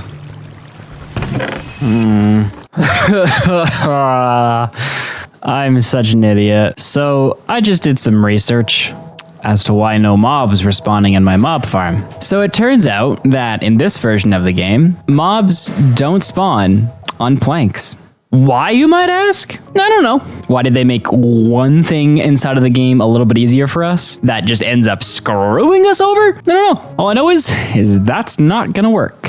Since we need all that cobblestone, we're gonna have to go down and mine a bunch of it because I don't have enough. Okay, I have done the fix. Now let's just hope it works. Oh. Aww. We have lost a gearbox somehow. All right. How do I do this without blowing up this entire thing? If I can just... So, like, is this working? I think it's working. I think it's rejecting all the other things and then just accepting the things that the filters want. However, to fully test this, we're gonna need to run this for a lot longer. While we wait for more mobs to spawn, I want to improve our farming situation. To do that, I found out there's a block called the planter. According to the wiki, this will allow us to plant crops without weeds growing in them. All right, now we have 23 planters, and although I could put them in that kiln, that would take a really long time. So I think it's best if we design something new down there.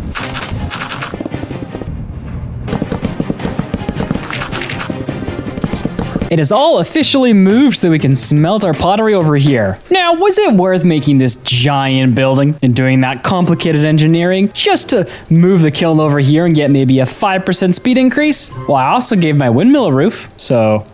Anyway, before we actually start smelting that though, I'm gonna check on the mob farm and see how many bones we've gotten so far. Wow. That is a lot of iron that we can smelt. But what do we have so far? 1, 2, 3. Yay. I think before we head to the village, just to see how much everything's gonna cost, we should probably fill up this entire slot of bones. And now we smelt. We've finally done it! Not gathered the bones, but we have gotten 21 planters. And if we combine them with dirt, we can make 21 different crops that we'll never have to take out the weeds for again. All right, it's time to check on how many supplies we've gotten from the mob farm. And in total, we have... it's a decent amount of bones. What is this? Arcane Scroll Blast Protection. So I was just reading the wiki, and it turns out in this version of the game, you can get enchants from certain types of mobs in the form of arcane scrolls. But that's not really useful for what we need right now. What we really have to find out is if we have enough bones to trade with the villagers. To find that out though, we need to find a village. And since I've explored a few hundred blocks in every direction of my base and found nothing, I think the best way to find one will be creating a tunnel in the nether, building a portal thousands of blocks away, and then just kind of hoping we get lucky. All right, let's see if we plop right into a village. We've gone into the worst biome in the game on top of a tree. There might be something that way though, so it's probably worth waiting until daytime to go and look at. Well, looks like there's nothing out here. Sadness. Okay, second time's the charm. We're gonna pop right into a village. Well, this is terrible. That was even more terrible. Attempt number 3. Oh, this is such trash. Oh, not in the jungle again. Seriously? Can't be hiding under that tree, boy. It's a village. Oh, yes. This is gonna be so good. Okay, let's harvest this. First things first. Oh, straw. Oh, I can make seeds. Let's go. Oh, potatoes. Oh, we can get potatoes. Yes, yes. Oh, this is so good. All right, now I just have to figure out what the villagers have going on. Hello, villagers. I have come for slavery. Oh, are those zombies? Wait, what? Oh no, is this an abandoned village? Hey, why aren't you burning? What's happened to the village? I'm so confused. Oh, bookshelves.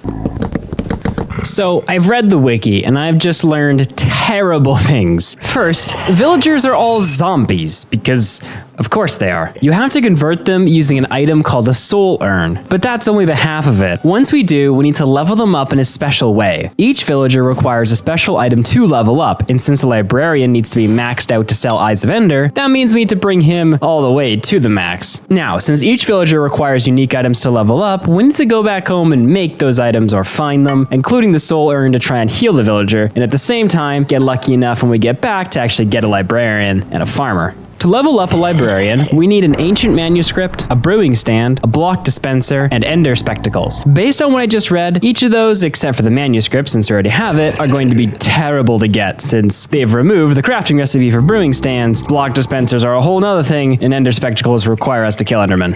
But, we gotta get it, so let's go back to the base. Now I just gotta get out. All right, so the first thing we need to deal with is how to actually convert the villagers, and that requires soul urns. I did some research, and to make a soul urn, we need clay.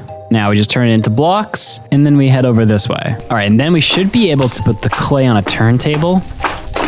Ooh, that's what we want. Okay, an unfired pottery. Now I need to come over here and fire it. Nice. Okay, now we get an urn. Now, unfortunately, this isn't going to be too useful. We need to convert it into a soul urn. All right, I think what we need to do is place the urn below a hopper like this, and then we just throw 8 ground netherrack on top of this. Ooh, there it is. There it is. A soul urn. So apparently, according to the wiki, I need to throw this at the villager, which... Oh! Well, guess we need to make some more of those. All right, now that we have the 4 soul urns that we need, the next thing we need to level up the villager is going to be a brewing stand, which you might think is pretty easy. But of course, it's not. The only way to get a brewing stand in the game is to find it in a witch hut. You can't craft them, and they're not in villages. Because why wouldn't they be in a witch hut? Why would you just be able to craft them like normal? That's just stupid. Let's just make them go adventuring in a world that has nothing to adventure in so that they can... I actually do think we have a swamp right over there. Now, the chances of there being a witch hut in there, let's be honest, we're not going to get that lucky, but I'm going to go over there and look in case. Hello, swampland? Please, just have a witch hut. Well, I found a witch. Where's your house, sir? I don't think a witch means there is a house. There was a homeless... No shot did we get that lucky. No way. I swear, if brewing stands are only a percentage chance in these things, I'm going to cry. You will see me cry. Yes! It has one. Oh, he's upset. Go away. What's in here? I don't know, but I'll just gonna take it and leave. This ain't ideal. Whew. What is this? A witch wart. Ew. I don't want that. No. Now that we have the first 2 items, an ancient manuscript and a brewing stand, we need the last 2. According to the wiki, we're gonna need a block dispenser and ender spectacles. You see, this version of the game has crafting divided into 2 sections. The first is with an ordinary crafting grid, and the second is with something called a soul forge, which is essentially just a bigger crafting grid. To make one though, we need to combine a dormant soul forge and another star. So, yeah, we need to fight a wither. Now, if we want to look at the bright side, having the Soul Forge will enable us to make a special type of armor stronger than diamond. So there is a positive to it, assuming that we survive the wither fight, that is. However, before we concern ourselves with summoning the wither, which of course is also more difficult than the normal game has, I want to get some supplies to actually fight it. The first of those supplies are going to be healing potions, since we have the brewing stand now. But like everything else, they're harder to obtain. They require a mysterious gland, only dropped rarely by, you guessed it, the man-eating squids. To do that, I'm gonna build a squid farm. However, to build a squid farm in this version of the game, we're gonna need a supply called a vine trap, and the only place we can get those is in jungles. I swear, this is like death on death on death to try and create something that will most likely bring us death, so we can eventually get to something that will probably also give us death. There's a lot of death going on here. Oh, vines also spawn in swamps. Oh, okay, so now we just have to deal with the man-eating slimes and not the man-eating spiders. Noise. All right, now that we have the vines, if we put them into a crafting grid like this, we get the vine traps. Now, these essentially just act as false blocks, but can also block water, which will be useful in the farm design. But speaking which of water, that's kind of our next issue. All right, now that we have the vine traps, we can begin thinking about our farm. To make it a max efficiency farm, we're gonna need to put it in a river biome. There's just one small problem with that. Squids are part of a mob cap that can't exceed like 20 mobs, which is an issue because our mob farm is pretty small, so if we built it in the middle of that lake, squids would most likely spawn outside of the farm a majority of the time, which means we need to drain all of the water in the lake. And although we could do that manually, there might be an item inside of this version of the game that's going to help us. It's called cement. And although I don't quite know how it works yet, it might be able to turn all the water around itself into stone. However, to craft them, we need a lot of soul urns. Don't ask me why that's part of the recipe, which means we need a lot of clay. And although I just collected 15 blocks, we're probably gonna need a lot more than that. I think it's probably best that if we mine clay around the village that we found, this way we can explore the area a bit more. But I don't want this jungle. Ah, not another one. No, he got me. I don't want this jungle here because of those stupid guys. We're burning it down. We are burning the freakio. Let's see spiders try to spawn in that. Is that's another village? Oh, and it's much bigger than the other one. It's got a blacksmith. I wonder how close I can get. Oh, they attack the animals. Uh-oh. Okay, you know what? No, we can't go into that village. Those zombies are gonna tear us apart. All right, now we've got a little bit more clay. We might be able to turn it into enough of these urns. Now I have made one modification to the smelter area. I found out that we can actually put 4 of these kilns around the crucible and they all fire at the exact same time. So essentially we can fire 4 at once, which is great. And the crucible still works at max efficiency, so it's like a win-win. Now I just gotta sit here and make all the rest of these potteries. All right, now that I think we have enough urns, we need to fill them with souls. Now, there are a few more ingredients other than just the soul urn that we're gonna need. And that's a little bit of sand, some gravel, and finally, a few buckets. For now, we're just gonna make 3 buckets. If we take all these ingredients over to the cauldron, we should be able to make some cement. So I'm not 100% sure how this works, but I have a theory based on what I read on the wiki. However, to test it, we need to go outside. All right, so the first thing we have to do is pick a location for this squid farm to test out the concrete. This looks like a pretty good location behind me as it's pretty wide. So the first thing we should do before trying out the cement is outline the location for the farm. All right, this right here, is there a squid behind me? Oh, I see him, he's under me. No, don't you dare drown me. Something I learned recently is that diamond armor actually causes you to drown. So if he drags me under right now, I'm not gonna have a fun time. All right, I wanna do one more thing before we try this concrete. I wanna build this. All right, we've made a little box and this is where the squid farm is going to actually be. But now we get to actually test out what this concrete does. I'm gonna try it right here. I'm hoping it just kind of works in the water. Oh, it's trapped me. Oh, am I standing on it? Oh, I'm like encased in, whoa, how big is this area? It's turning everything to stone. This is so good. We can turn all of this water to stone. Okay, yeah, this is gonna work nicely. All right, we need to start draining all this water then. All right, we have done it. We have pretty much squid-proofed this entire area except for our farm. And now the first step in building this farm is to carve out a little area under the water.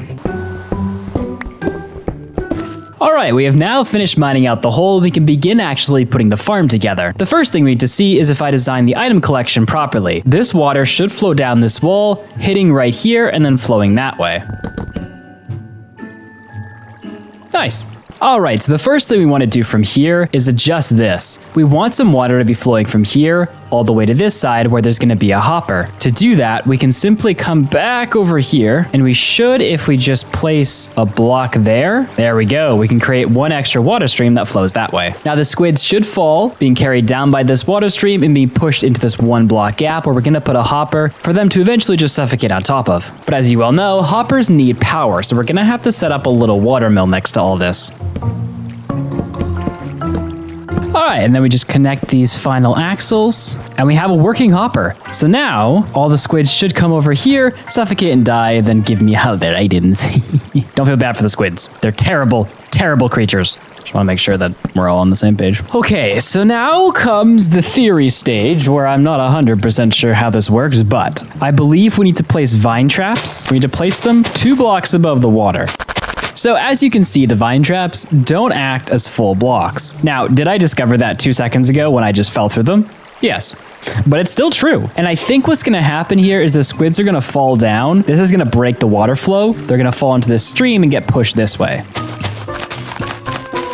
And the last one. Okay. Now we just need to fill in this side with blocks. All right. I think we're good. Okay. Now in theory, all I should need to do is break all these blocks. All right, then all we need to do is cover this top half. What has happened here? Why is it lopsided? Why does it look so odd? All right, we are now finished, and we can actually probably go and see if we've caught any squids yet. Aha. We have caught nothing. It's probably because we weren't far enough away, to be honest. Now, I'm not really sure of the correct distance we need to be from that lake over there so that the squids spawn here. I'm gonna guess like right here, and we'll see if anything happens. All right, so it's been about an hour, and it's time to check if we got any squid.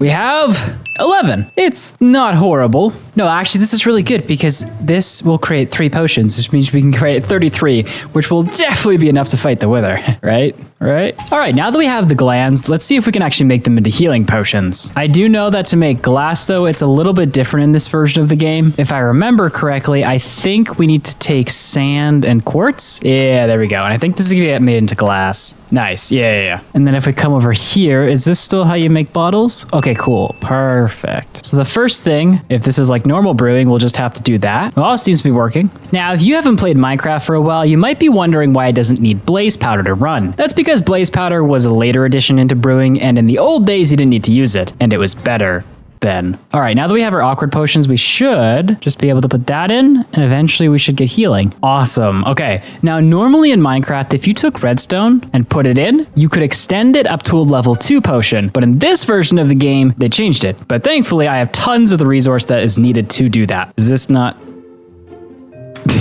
Wait, I have the wrong resource. What do we need to do this? Okay, well... The resource needed to extend the potions to a level 2 is called Soul Flux, but the only way to get Soul Flux is from the end.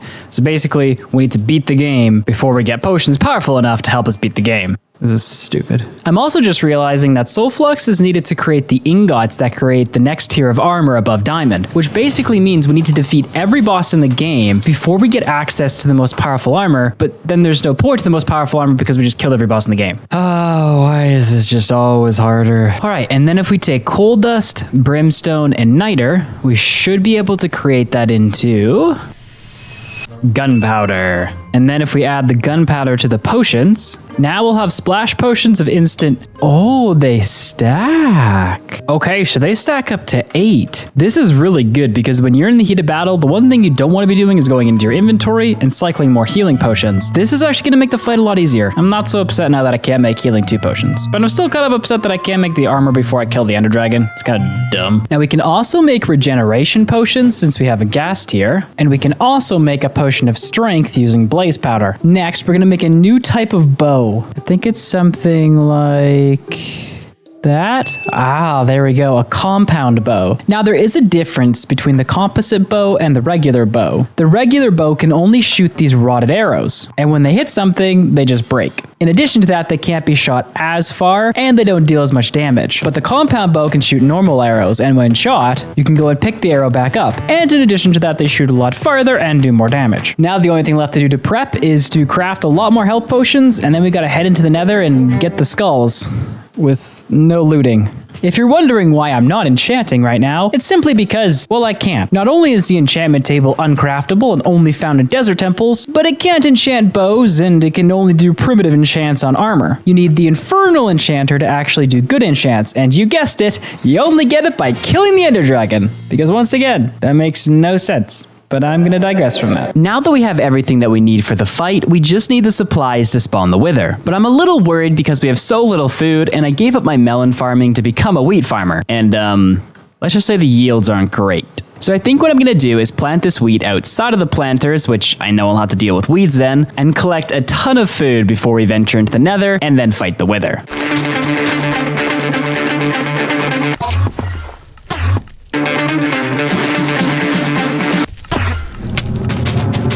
Alright, now that we have all the food collected, it's time to head into the nether and try and collect 3 wither skeleton skulls. Oh, while not dying.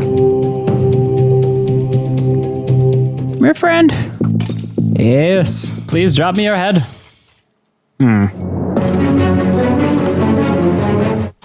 Oh, dang, that was quick. Holy crap, I did not expect to get that lucky.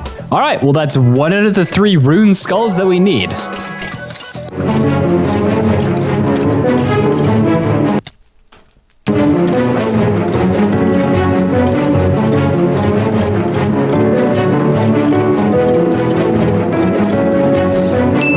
Oh, that was another one. Oh, we got 2. Oh, this is taking so long. All of my armor is about to break. And the question is, do we stick it out here or do we go repair our armor and come back? No way! Okay, that was the right call. Back-to-back skulls. Oh. Okay, let's get out of this absolute hellhole. Home at last. It's finally time. We have the wither skulls, we have all the food. We need to go and kill the wither. But before we go to war with the second most powerful creature in the game, I should repair my armor because it's all about to break. So we just have to melt down all the armor. All right, and then we take our diamond ingots, grab some of our tan leather of the cauldron, turn it into cut leather, and then turn that into some straps. And then if we take the straps like this, we get our diamond plates again.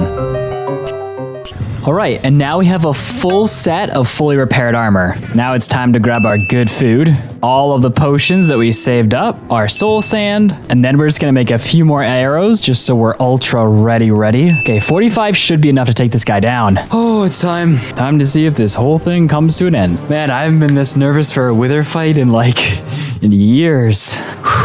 Okay, I got this. Okay, it's 1.5, it's not 1.12, so I can spam really fast, and then I have food to eat. We're gonna smash this guy. There's no shot. No shot we lose this. All right, let's put this chunky boy right here. All right, let's not put the middle one on for a minute. All right, let's pop strength. No, I don't want to splash regen until he actually spawns in because it only lasts for so long. We got food out, we got this. Okay, it's time. Go.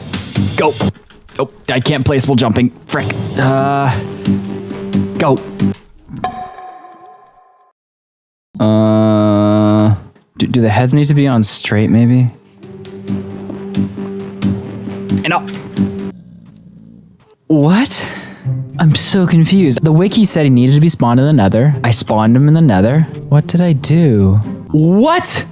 Oh, we've made a mistake. We've made a big mistake. We can't fight the wither. Oh, this game is so dumb. So dumb. Why does it make everything just dumb and painful? Okay, so hear me out. This is how we're supposed to beat the game from our stage. So our goal is to get Eyes of Ender, which can only be obtained by trading with a level 4 librarian. Now, to level up a villager, this version of the game does it differently. First, you have to do the regular trades to level them up. When they're ready, you have to submit a rare, unique item to each villager, such as a cauldron for a butcher or an enchanting table for a priest. However, To level up a librarian to level 4, which we need for the eyes, the last level requires us to give him an item called a block dispenser, which is a unique block to this version of the game. Now, here comes the kicker, okay? To craft a block dispenser, we need an item called a soul forge. However, okay, wait for it. However, to make a soul forge, we need a nether star. So one would think we must kill a wither. One did think we must kill a wither. One still thinks we must kill a wither. The game thinks? No. You see, to summon a wither, these skulls are no good. No. We gotta take this bad boy and we gotta mix it with something called soul flux, which, as you may remember me saying earlier, requires end stone. So basically, everything is a circle, a lie, a betrayal, a terrible time, and I have zero idea how the heck you're supposed to beat this game. I risk death for those skulls. I came so close so many times, and this game's dumb. What am I supposed to do? All right, time to go spend another 10 hours examining every page on the wiki, trying to figure out what the heck I'm supposed to do, because nobody's beat this game. I can't find any YouTube videos about the last part of this game. There's nothing. If you go to the wiki, the page is empty. There's nothing even there. I don't know what I'm supposed to do. Oh, okay. All right, let's just go look at the wiki. Go read for the next 5 hours, because I love reading. Oh, yes. I have been reading for the past 4 hours. I think I figured it out, and it might be, near I say, it is the most stupidly difficult way to do this. So ordinarily, you would need to craft a block dispenser to level up our librarian to level 4. But there's another way to obtain one. Drum roll, please. Jungle temples. Yep, they're in jungle temples. Are those the same places that spawn spiders on every single leaf nearby you? And when they hit you, drain all of your hunger, stop you from being able to eat, and give you poison? Yeah, it's that one. Are they incredibly rare in this version of the game? Yeah, they are. Okay, so we need to find a jungle, run through it, not die, probably do that 30 more times, find a temple, get a block dispenser, and then we can begin trading. All right, well, we're off to go find a jungle temple. We're going on an adventure. All right, step number 1, finding a jungle. And, well, we're not in the middle of the ocean. Oh, I've spotted a jungle. Now we just have to try not to die from the terrible, terrible spiders. All right, I don't think the first jungle has anything, so down to the next. And it's an ocean. Attempt number 3. Attempt number 4, looking for a jungle. Are you serious again? Attempt number 5.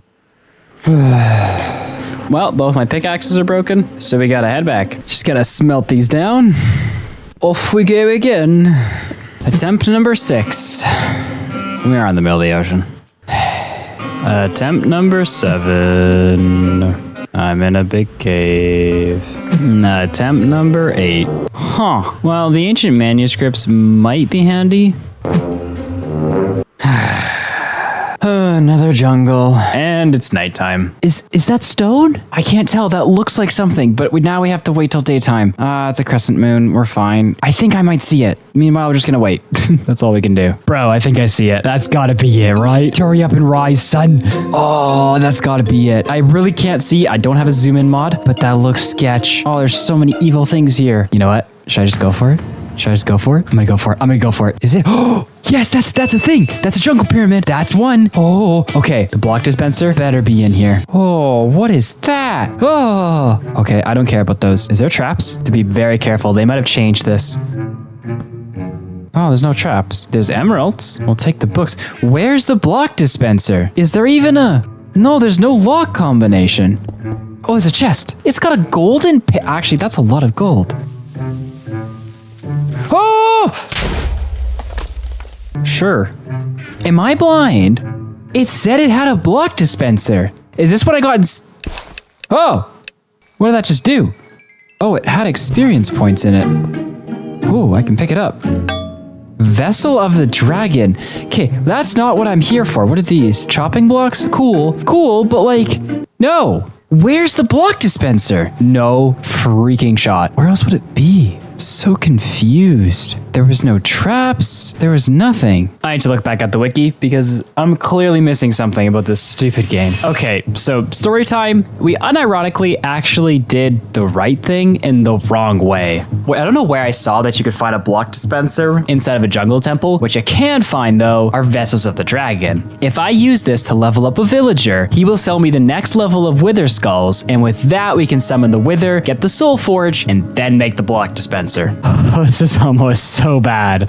Okay, there is only one issue with this, and it's we need one other item to level up the villager, and that's an enchanting table. So since we're already really far away from our base, we should probably find a desert out here to find an enchanting table. So let's just start wandering and looking.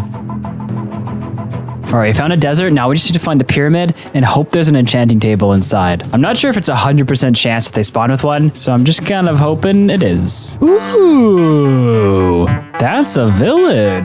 Not too useful, but I don't mind if I do. Oh, it has carrots. Carrots are the only crop that we're missing. Oh, no, I'm getting assaulted. I'm only here for the carrots. What did I get? I got carrot seeds. Nice. No, I don't care about this place. Stay back. Oh, that's a thing, Bobber. That's a jungle temple. Oh, no. You guys know what I mean. A pyramid. Come on, have what I need. Oh, it has what I need. Finally. All right, so now that we're back at the base, we have to prepare the supplies needed to level up the villager to get us the skulls. Okay, so to level up the villager, we need an enchant table, which we have, a vessel of the dragon, which we have, and then a regular rune skull. Now to get the actual emeralds, I think I might have found a hack. It looks like you might be able to trade one of them flint and steel for an emerald, and since flint and steel only cost 1 iron nugget, we might be able to get a lot. However, I actually do have another. Whoa.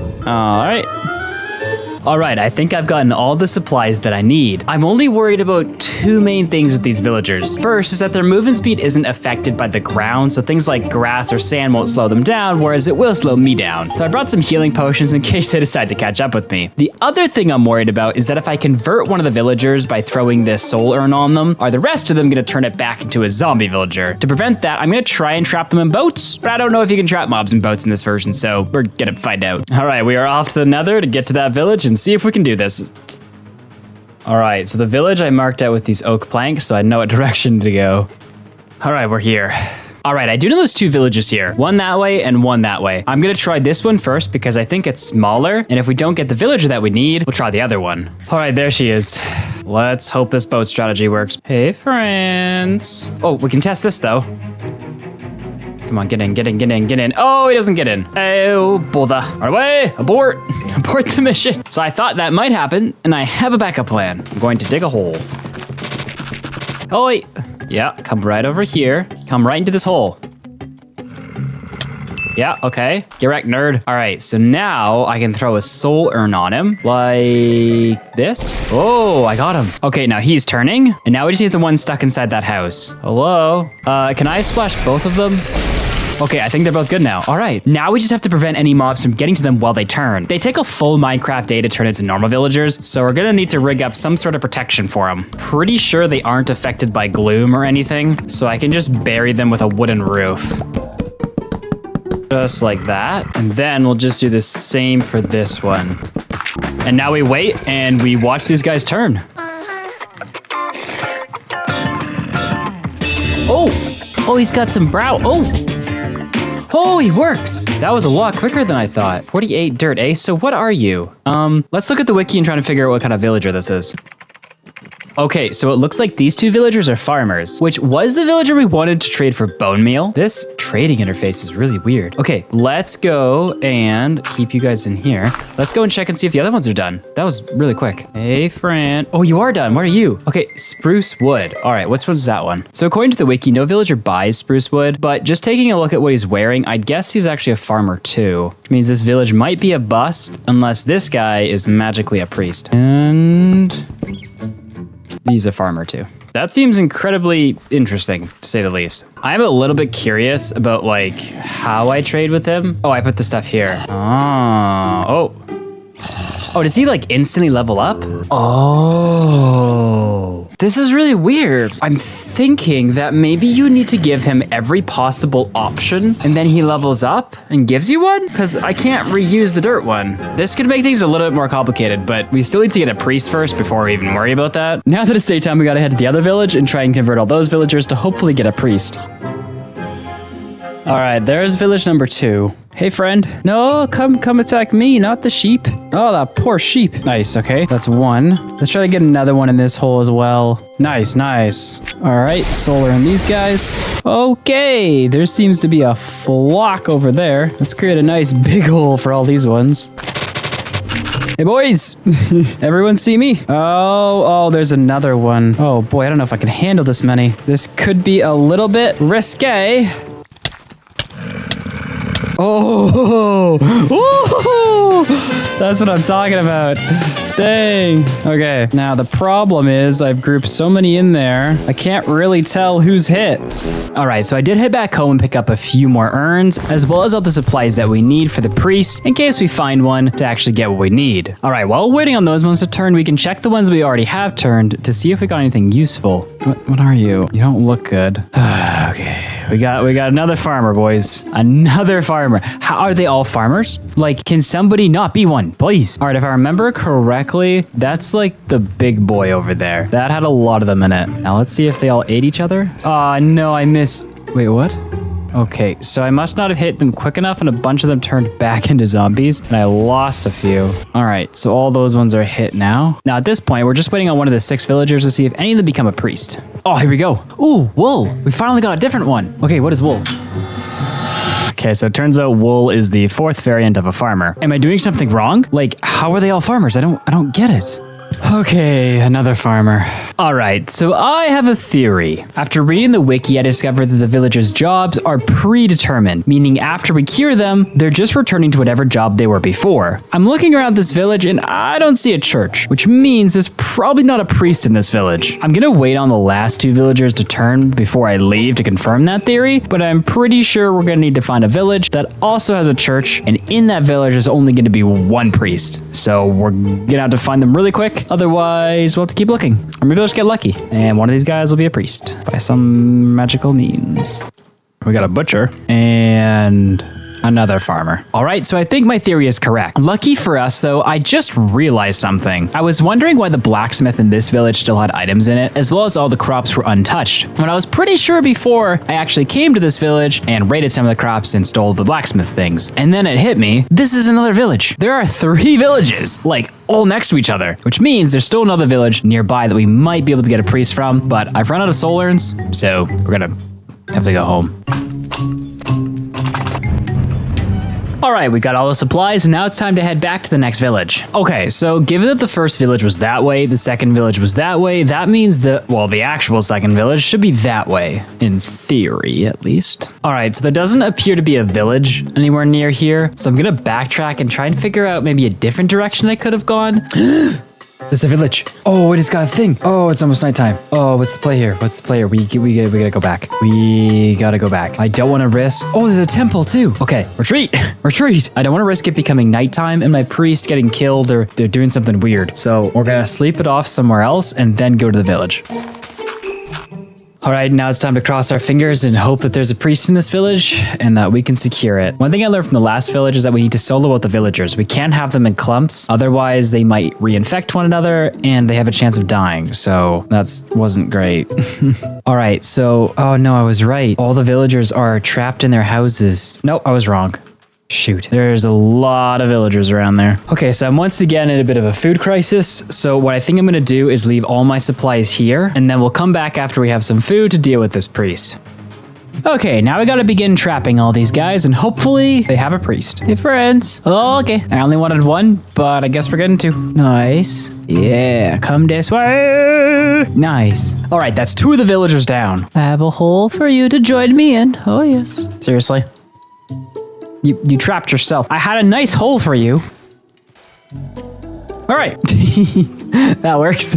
I guess I will use my hole for somebody else. Who's gonna see me next? Hey there. Nice, just 1. In you go. Dang, this whole strategy works good. Not to toot my own horn. All right, let me get this bad boy. Nice. Oh boy, next. Let me see if I can find 1 more in here. All right, we've successfully gotten every villager into an individual hole. Before we start converting them though, I want to collect some wood from over here so that we can cover them in case they turn into a villager. I don't want them to get eaten during the night. All right, now it's time to turn all the villagers. All right, so it's been a full night since the villagers started transforming. Now it's time to see what they are. You are a... a farmer. What are you? Also a farmer. Oh, no. Oh, this is a butcher. Oh, we're gonna mark this because we want to come back to that guy. Yes, yes, yes! That's a priest, boys. Let's just investigate what the rest of these are, though, while we're looking. Oh, a librarian. That's what we need for the ender pearls. Once we finish with the priest, we need to come back to this guy. Okay, perfect. Let me just do that, just to denote that one. All right, what are you? Hold up. Hold up. What emerald for 12 mutton? I'm just realizing that I left all my emeralds at the other village, so we're gonna go back and grab them and then cook. Yo, if he sells food, oh my gosh, we could finally just eat meat. Oh yeah, baby. What village is this? Did I just find another village? What is that?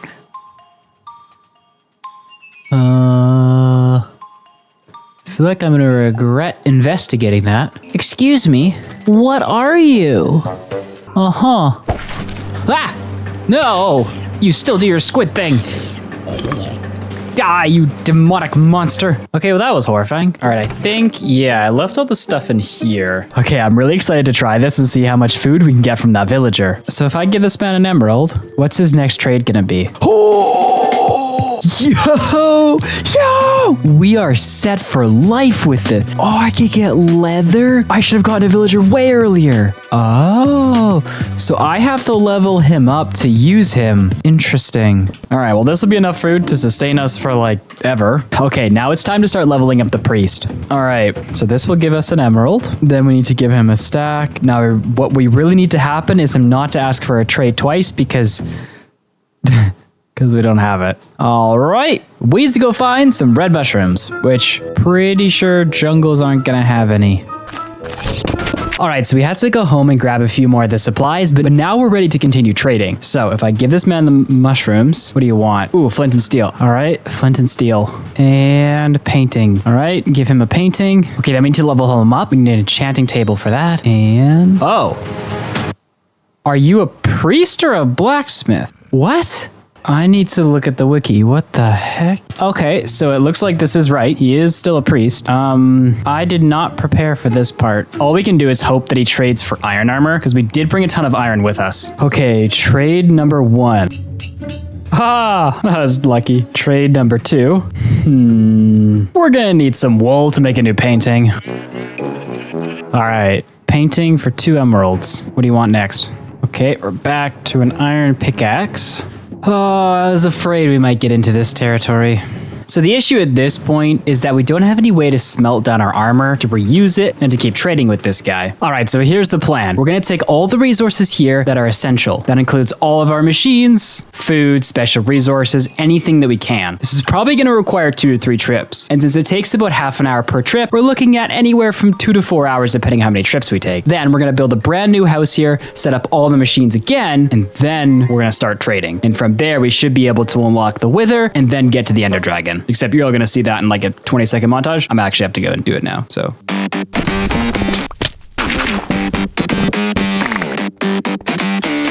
Okay, so we've successfully brought about half the stuff over here, basically all the important stuff, but we left behind any resources like rotten flesh or bones, so it might be worth going back for some of those, but for now, we should focus on, is that zombie not burning?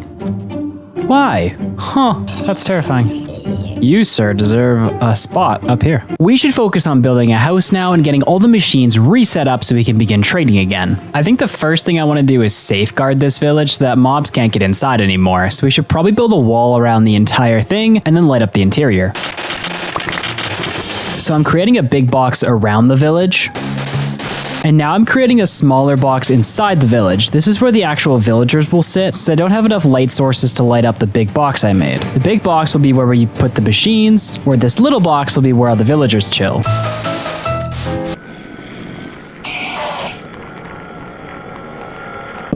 All right, so the walls are complete. I ran a wall all along the outside with slabs on top so that mobs can spawn, and then I created a wall in the inner city. So this is where the mobs are gonna chill, and no mobs should be able to spawn in here or get access to be in here, which means now we have to funnel all the villagers into the village. Oh yeah, I have a new home for you. Go on, go on. No, you don't have to. You don't have to sleep in the box anymore. You can go back into your village. Hello? Why won't he move? Move! Oh my gosh, it's gonna take forever. We can finally take the villager out of the well. This man has been drowning in here for like 100 days. Yes, be free, sir. Oh, well, I'm not letting you in. Okay, now that most of the villagers are all back in the village, we need to worry about the second thing, which is resetting up all of our power. I think this time I'm gonna go with a water wheel, and I'm gonna use one of these gardens to get it going. All right, now that the water wheel is set up, it's time to set up our saws, crucible, and stoked cauldron. What is going on in here? Why is everybody in this house? All right, everything is set up. We have a crucible, a stoked cauldron, saws, and turntables. There is one more thing though that I forgot the base, and that's a grindstone. So we're gonna have to go back and get that. This is taking so long. All right, we finally finished setting up all the machines and brought all the supplies over that we should need, which means it's time to start trading. So I think the best way to get emeralds is going to be trading with these farmers for things like bone meal, and then others of them will only want dirt. This will give us a few emeralds at least, and hopefully enable us to max out the priest. There you are. Okay, now let's hope we have all the supplies that we need.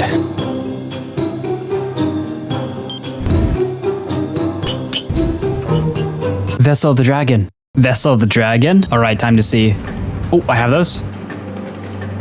So I think I've learned something about the trading system. If you trade the villager for any of the previous level trades, it won't actually count towards his experience bar. To count towards the experience bar, we need to be trading him only the items that have this little plus icon next to them, and then he'll start to gain XP. Now we need this guy at level 4 to give us skulls, so still got a little while to go. So this is an interesting situation. I've gotten to the point where the villager isn't offering any trade with a plus icon. This means we need to cycle back through the trades, giving him even more emeralds and resources until we get another +1. Is this it? Oh, I gotta level him up. Where are my rune skulls? Here they are. Oh, this means we're gonna lose a rune skull. That's a bummer, but okay. Yes, he sells them. Oh, yeah. Can I have enough. Yo, wait, I want to see what this thing looks like. You know, that kind of looks like an Enderman skull. Now we just need 3 of these. Oh, he keeps the trade. That's so good. It means we don't have to cycle back through. Okay, I do have enough emeralds for 1 more. All right, now we gotta get our hands on 8 emeralds and another skull. So I did some research and I found out that the butcher will actually sell me rune skulls at level 4. The only stage I'm worried about with the butcher though is that at level 3, we're gonna have to sell him tons of potatoes and carrots. I've started a little potato farm with my potatoes over here, but I really can't figure out how carrots work since every time I break them, they only give me seeds and not actual carrots. So we're gonna have to figure out how they work. But meanwhile, we need to start ramping up this farming and start trading with the butcher.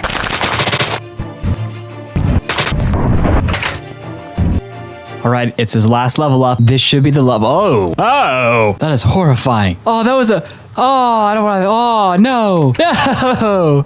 Okay, let's go. We got all 3. We're ready. That was like, what, 12 more hours? I did not expect that was gonna take that long. I thought we had beaten the game, but no. Okay, so now that we have all 3 skulls, it's time to go fight the Wither. I'm gonna take some of the really good food that I've been trading for, and then I've gone ahead here and I've brewed up a few more potions. We had 1 piece of magma, so I was able to make some fire res potions, and then I just made a bunch of extra healing potions. Now we just need our bow, and then we can make some more arrows. All right, boys, it's time. It's time to test our metal. So I think the safest thing we can do is mine down to bedrock and then just make a big chamber down there to fight him, and then hopefully it'll stay somewhat contained. Okay, so we've reached bedrock. Now we just need to mine out a really big area so that we can plug up all the lava nearby and somewhat contain this battle. All right, it's time. We have the Wither set up. What I've done here is I've made sure the roof is only too tall. This way the Wither has to blast through it to follow me so that if I get in trouble, I can just run down this hallway and I should be able to outrun him and lose his distance. That's if we get into too much trouble and we might die. Holy crap. It's time, boys. Okay. All right. Let's do it. Let's go. What did I do wrong now? Okay, I know he has to be spawned in the nether because it says so on the wiki. He can't be spawned in the overworld or the end, but he's in the nether. I had to Google this. Okay, so I found out two things. First, I'm an idiot. And second, I did this wrong, which both could be seen as an idiot, I suppose. But firstly, apparently the wither can only be spawned in the overworld, which is counterintuitive, but sure, that makes my job a lot easier. And then secondly, we have to use bone blocks instead of soul sand because I don't know why. It's just decided that, so we had to go get some different blocks. But honestly, this makes the fight a lot easier than if we had to do this in the nether, so I'm not gonna complain. So first things first, we need some bone blocks. All right, it is time to actually spawn the wither officially, which I wanna do far over there so he doesn't blow up my villagers. All right, this should be far enough. So if we make the shape, then we put the 3 skulls on it. And now apparently we're supposed to throw a soul urn at it to get it to work. But before we do that, let's get our bow out. So let's go strength, and we go regen. Then we start it. Oh, fudge. All right, let's go town, boys. Okay. Not an extra cactus. That's not going to help me. Oh, I'm missing all my shots. My hearts are going down. My regen is kind of keeping up. He's outpacing my regen, though. I'll need to splash a healing pot soon. Okay, healing pot. Not into the water. Bad call. Bad call. We need to bring him down to half health so we can get to melee. Oh, bow. Okay. This is tough. This is gonna be a close one. Because I'm gonna run out of healing pots for this. Shoot. There's no backing out now. So we gotta get him down to melee. And then hoping out strength them. Okay. Come on, fight me. Fight me, boy. Fight me. Oh, we're dealing. Oh, I'm gonna die. No, wrong weapon. Wrong weapon. Come on. Come on, land the hits. Land the hits. Come on. Healing pot. Healing pot. No. Where is he? Where is he? I just gotta keep him on. I'm gonna go for it. I'm gonna go for it. No more healing pots. What am I stuck in? What am I stuck in? Oh, healing pot. Oh! Is he dead? Where's his thing? I got it! I got the nether star! Let's go! Oh, that was stressful. 5 healing potions left. Holy crap. Holy crap. We did it. We defeated the wither in the stinking hardest mod pack ever. Well, that is step 1 onto our real challenge, which is killing the ender dragon. But now we can make an item that is basically endgame. All right, so if I take a dormant soul forge, all right, and now we can take our nether star, combine it with a dormant soul forge, and we get a soul forge. This thing looks sick. Okay, now if we place this down, oh, yo. Okay, I actually am curious. Can I do normal crafting recipes? We have a crafting table. Ah, that's so sick. Okay, but the main reason we wanted this was to make something called a block dispenser because our librarian villager is going to require it in order to sell us Eyes of Ender. Okay, so the recipe for this is 2 of these like this, then redstone torches, redstone, bricks up the side, moss up the front. There it is, the block dispenser. It actually does some pretty cool things, but we're really not going to use much of it aside of just the trading aspect, since our main goal is just to get to the Ender Dragon. All right, now to level up the librarian, I'm going to need an ancient manuscript, which I believe we should have. And now we actually have to start the trading process.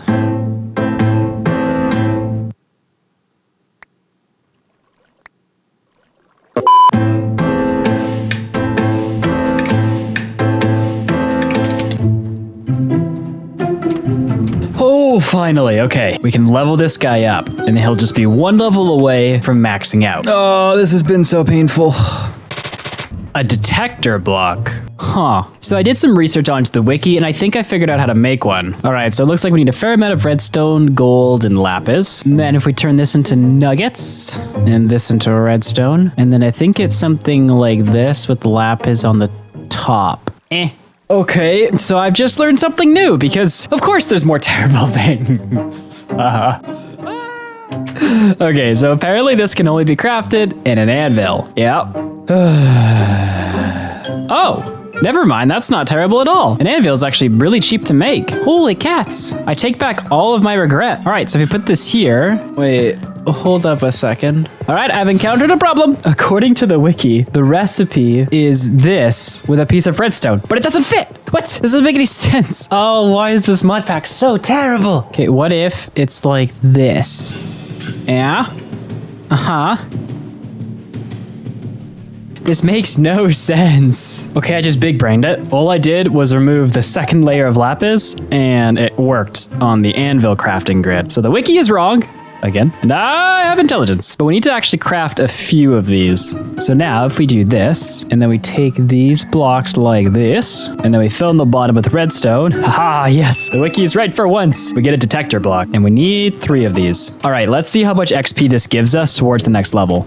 All right, gave us 1 bar, which means we need 1, 2, 3, 4, 5, 6, 7, 8, 9, 10. Means we need to trade 14 times. But not just trade 14 times, we need to get a level up trade 14 times, which means, yeah, we're gonna have to go through a bunch of the other ones to get there. Oh, this is gonna take so long. I'm gonna put a guesstimate. I'm gonna be conservative. I'm gonna say that this is gonna take us 20 more hours of like gameplay to pull this off. And we're already like all nearing like 150, 160. Oh, and you guys will see it in like 10 seconds. But I have to do it. Please go and watch the VOD channel so that I can get views on that at least. Actually, I just come up with a genius idea. I keep running into 2 issues with trading with this librarian, and that's witch warts and venom sacks. So what I did for venom sacks was to build that big leaf platform over there in the jungle. Then the jungle spiders spawn on it and I can extract venom sacks from them. They're the only types of spotters that'll drop it. But I'm running into an issue where I don't have enough arrows to keep up with shooting them from a distance, and also it just takes forever for them to come. So I was thinking of building a mob grinder in there, but there's an issue with that, and that's simply that I only get venom sacks from it. Like I'll get other mobs, but I won't get witch warts. But I just remembered there was a swamp near us that was bordering on a jungle, which means if we can build the mob farm in both biomes, we can get venom sacks and we can get witch warts. Now this is going to involve us getting a ton of resources to get over there and build a mob grinder, but because we're already assuming this is going to be 20 to 30 hours, this might actually be faster. So I will go and do that. Hopefully it's somewhat intelligent.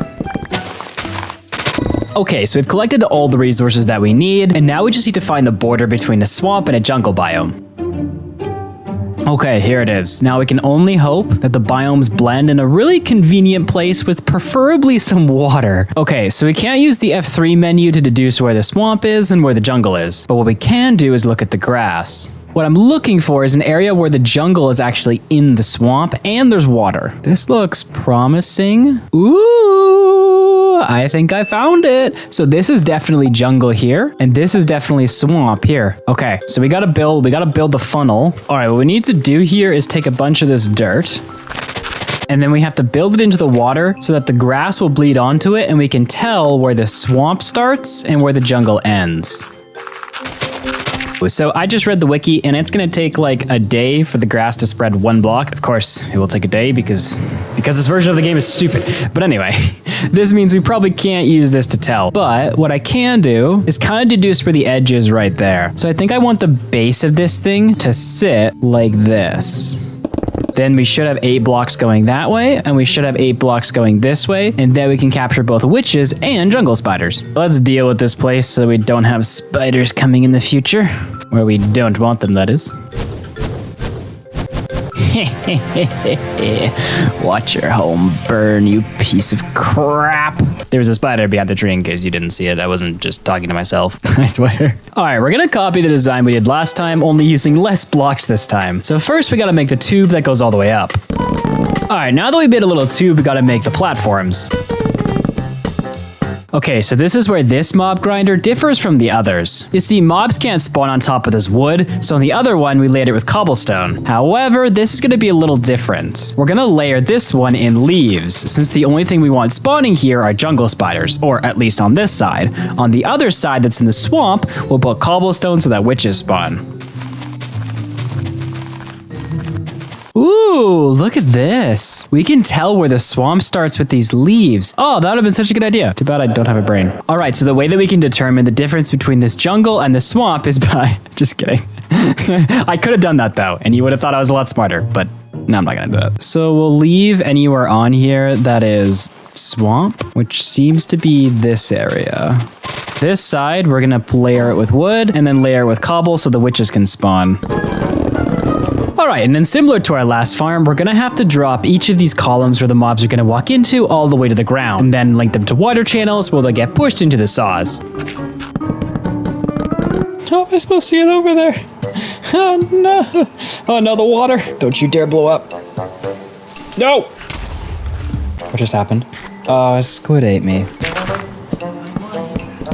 Ooh, we got 2 in there. And none in here. Thankfully, that's exactly how many we needed, though. Now, since we're already out, we may as well go back to the original base, to the squid farm, and get some more glands.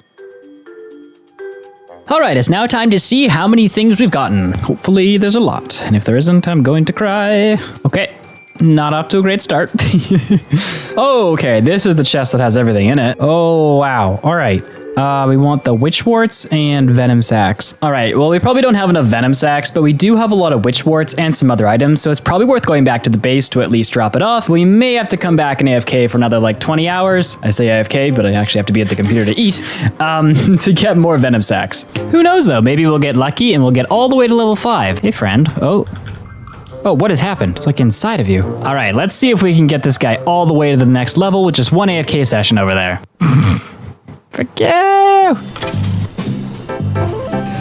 All right, give me some upgrades. I have none of these things. I just set up so many farms. I mean, I guess technically I could AFK these 2 farms. Oh, this is such a waste of time. The end of this version of the game is so grindy. It really doesn't expect you to beat it like the way I'm beating it, which is, you know, fair enough. But all right, let's see if we can maybe bypass this with the feathers. Oh, nice. Detector blocks. We can make those.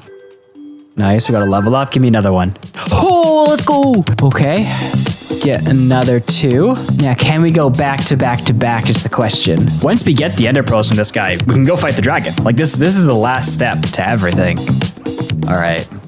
Come on. Okay, Blaze, I have that though. That's fine. Oh, let's go. Block dispenser. Okay. I can make this. No way. Are we gonna go 4 in a row?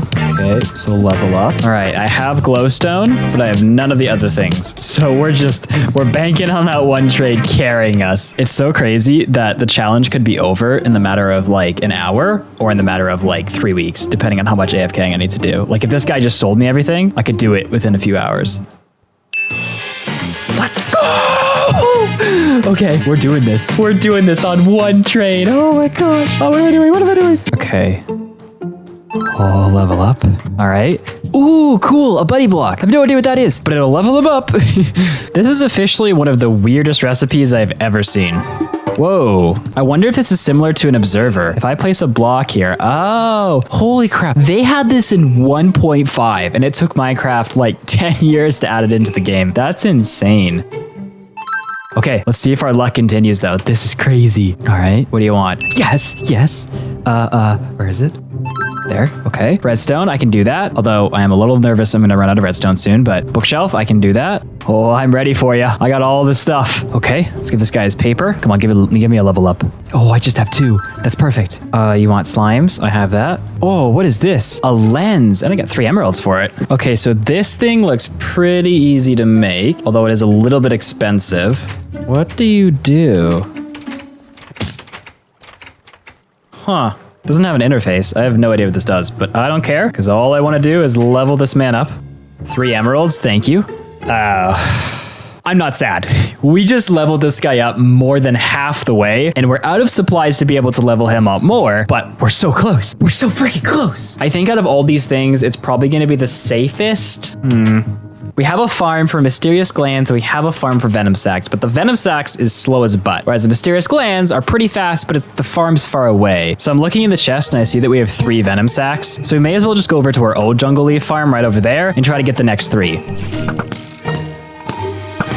Okay, so we have 2 of the main resources required. Let's trade and hope he gives us an upgrade. Okay, nothing but witch stuff we have tons of, so I'm okay with that. Come on, give me some good. Ink sacks we have tons of. Hey, friend. Come on, give me some good.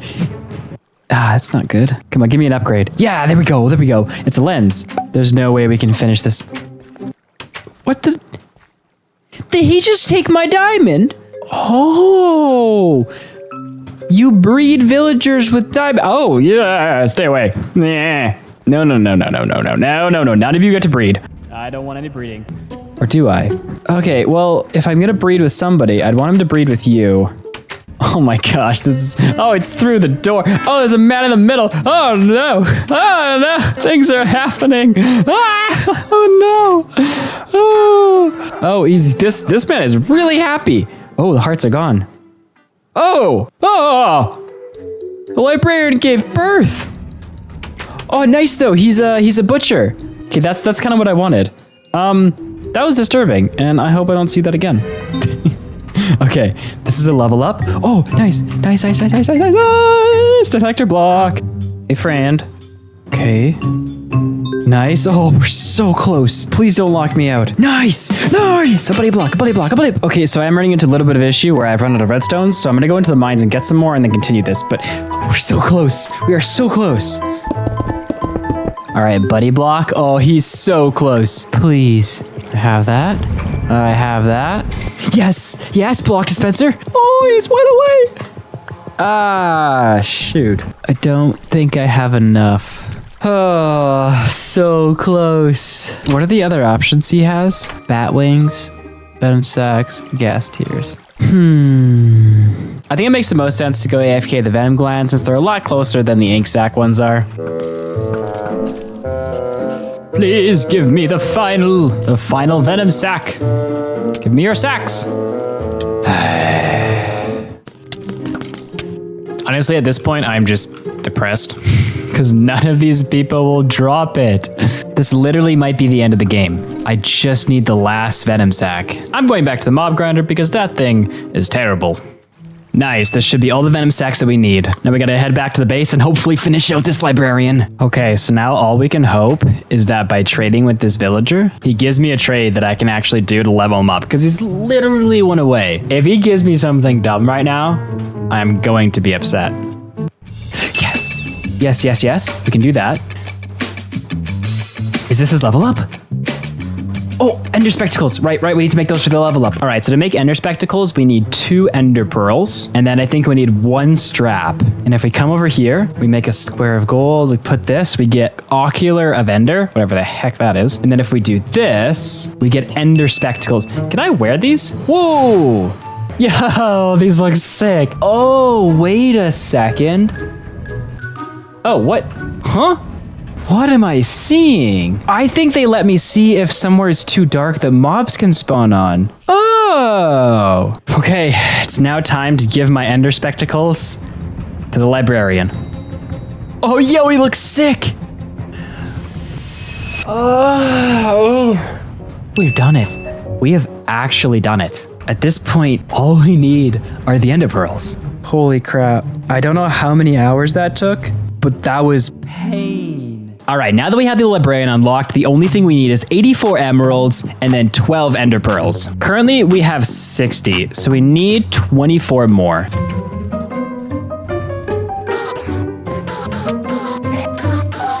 Where is he? Okay, so it's 6 per. Let's see how many we can buy. Oh, it goes up. That's not fair. I think that should be okay.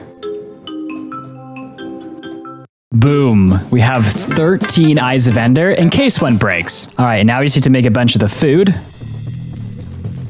All right, so now we can try and find the stronghold, but we're not going to use an Eye of Ender. You see, this version of the game is played on 1.5.2, and for those of you who didn't play this version, you may not know a few weird things. Mainly, strongholds didn't spawn the same. Back before 1.9, there were only 3 strongholds in a world, and they were all near spawn, so our best bet is to head back to spawn and then throw the eyes. However, even when we find the stronghold and eventually kill the Ender Dragon, at least hopefully we kill it, we still won't have technically beaten the game. You see, the Ender Dragon really isn't the end game of Better Than Wolves. Instead, it's something called refined tools and armor, which you can only get by beating the Ender Dragon. So to actually beat the game, we're gonna need to kill the Ender Dragon, collect End Stone, and then craft the most powerful gear. And only then can we truly claim that we beat Better Than Wolves. But to do any of this, we need to head back to our original base and then go to spawn. We're going on an adventure. Okay, we have made it back to the base. Now we just gotta head to spawn. All right, so at this point, we're probably only about 300 or 400 blocks away from spawn, and it's worth throwing the eyes out to see which direction we should go from here. Oh, it's back. Oh, I hope it's not in the middle of the ocean. Oh, that would suck. Oh, no.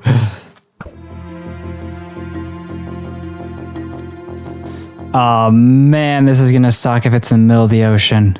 I'm gonna keep running around the border because if it is in the ocean, we're not gonna be able to retrieve it out of the water really easily. So I'm gonna hope it's just pointing towards somewhere over there on land. We're all the way back at the base. Oh, it's back. Okay, so the stronghold is somewhere between that side and this side. So it's somewhere in this water. Our best bet, I think, is just gonna be to mine straight down and then strip mine for it. We found it, boys. Everything has led up to this moment. We just need to find the stronghold. Where are we? What level is this? Okay, just a random door. Cool. Oh, it's one of the main rooms. Now, is there a chest in this version? Oh, there is. And it's got kind of useless stuff in it, but you know. Come on, where's the portal? I'm just really hoping the Ender Dragon isn't stupidly strong for some reason. Where is it? Don't hide from me, little boy. Don't hide from me. I have gone through too much pain to not face you now. Where are you? I see it. Ho, ho, ho, ho, ho. Okay, does this work? Oh, boy. So many freaking hours. I thought we were so close and we were so far from this. Okay. This is not stressful. This is not stressful. I am okay. Here we go. Let's hope it doesn't spawn us in the void. Oh, we're on the platform. Okay, avoid the Enderman. Rule number 1. Why are there like... Okay, there's like 1,000 pillars. I can't look up. I cannot piss off these Endermen. First thing we gotta do is establish a base. Let's say that this is the base. Sure. So one thing I've learned about Endermen is when earlier I was collecting Ender Pearls, I hit one. Oh no. So Endermen have this unique quirk where when you look at one, they'll tell all their friends. Yeah, okay, this isn't good. This isn't good at all. Oh, how are you supposed to... They're just... More are coming. How on the frickin' It's endless. What am I supposed to do?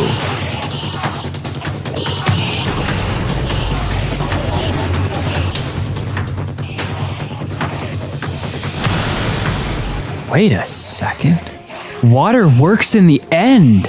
Water works in the end. Maybe this is possible. Oh my gosh. It just magically works. Frick, I need to be able to get out though. Oh, I've solved it. Uh-oh. I just have to cover the entire end dimension in water. Oh my gosh. This is the stupidest thing I've ever seen in my life. Oh my gosh. Oh, okay, I have to somehow stay alive and not get hit by him and just cover the whole thing in water. Oh my gosh, I had no idea this worked like this. Except unless he yeets me into a... Okay, good, they're all mad at him, yes. I have a feeling I don't...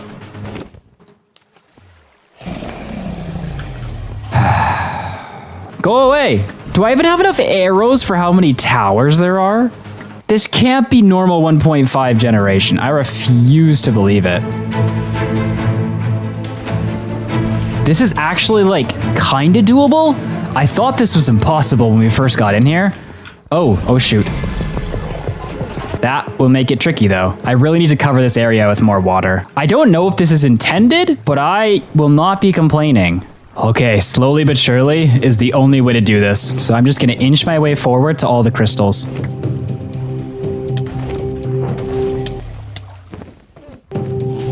Oh, the healing is so slow, man. Is it time to pop my strength and stuff now? I think it's time. Strength. Where is he? Here he comes. Oh, okay, come here. Ah, come here. Come here. Oh, he just doesn't let me hit him. It's okay, buddy. I can wait you out. Do you have any idea how much waiting I have done during this game? Oh yeah, how do those feel? Don't like those, are ya? Yeah, that's right. You think you're a tough boy? Ooh, oh, you little cheapskate. I see what you're doing there. Where is he? Oh, try to be a sneaky boy again. Oh, dang it. Dang it. Yeah, come here. Yeah, we like those. Yeah, come on. Come on, come on, get hits. Okay, I got one hit. Yeah, there we go. Oh, he's feeling it now. Oh yeah, that was a good one. We land a couple more of those. Fly over. There you go. Yeah. Oh, he's so close. Just to be disrespectful, I'll be hitting him with shears. Because of how stupidly this version of the game was set up to make it so difficult. I want to beat it in the most absurd way. You know what? I'm going to hit him with a bucket. Yes! Let's go! Oh my gosh. Oh my freaking goodness. This still isn't over. We still have to make the most powerful gear in the game, and all we need for that is some end stone. I'm not sure how much we actually need, so I'm gonna go for like 2 stacks, and that'll be like a safe bet. It's not a lot, it's just part of the recipe. All right, and then of course, before we leave, we can't forget the egg. What? I have something weird to try, maybe? If I do this. All right, now the only thing left to do is to make the best armor in the game. Whee! This feels so good to be going home knowing that's the final step. Like, actually the final step. To make Soul Forged steel, the steel required to make the best armor in the game, we need to turn this end stone into end slag. The rest of the components to make Soul Forged steel is pretty straightforward. This is the only new one that we haven't done yet. So to make it, we're supposed to put it in a kiln, I think. Oh, it's breaking apart. Okay, so this is how we do it. Ender slag. Okay, so we take the ender slag and we put it into a stoked cauldron. And then from that, what is this? White cobble. Oh, it actually like doesn't fall. Cool. There it is. The soul flux. Now this recipe calls for a lot of soul flux, so we'll be at this for quite a while. I like how this is like the game's final screw you. This is still gonna take a long time. All right, we've collected all the supplies to make it. Okay, so if we put one of you, one of you, one of you. Ooh, it's making things. We have it, a soul forged ingot. Okay, now we just gotta make a lot of them. Oh, we have it. We have all the steel. Okay, so the first thing we need to do is similar to the diamond armor. We need to make 12 of these. All right, and now we get to make it. So to make the chest plate, we do... That is so much. Okay, we do that. And then to make the helmet, it's this. Ooh, that looks cool. And then the leggings are this. Ooh, I'm way too excited right now. And then the boots. Oh, I'm so excited to put this on. All right, boom, boom, boom, boom. Oh, lastly, we can make, I wanna make 3 of these. And then I think if we do this, ha, battle axe.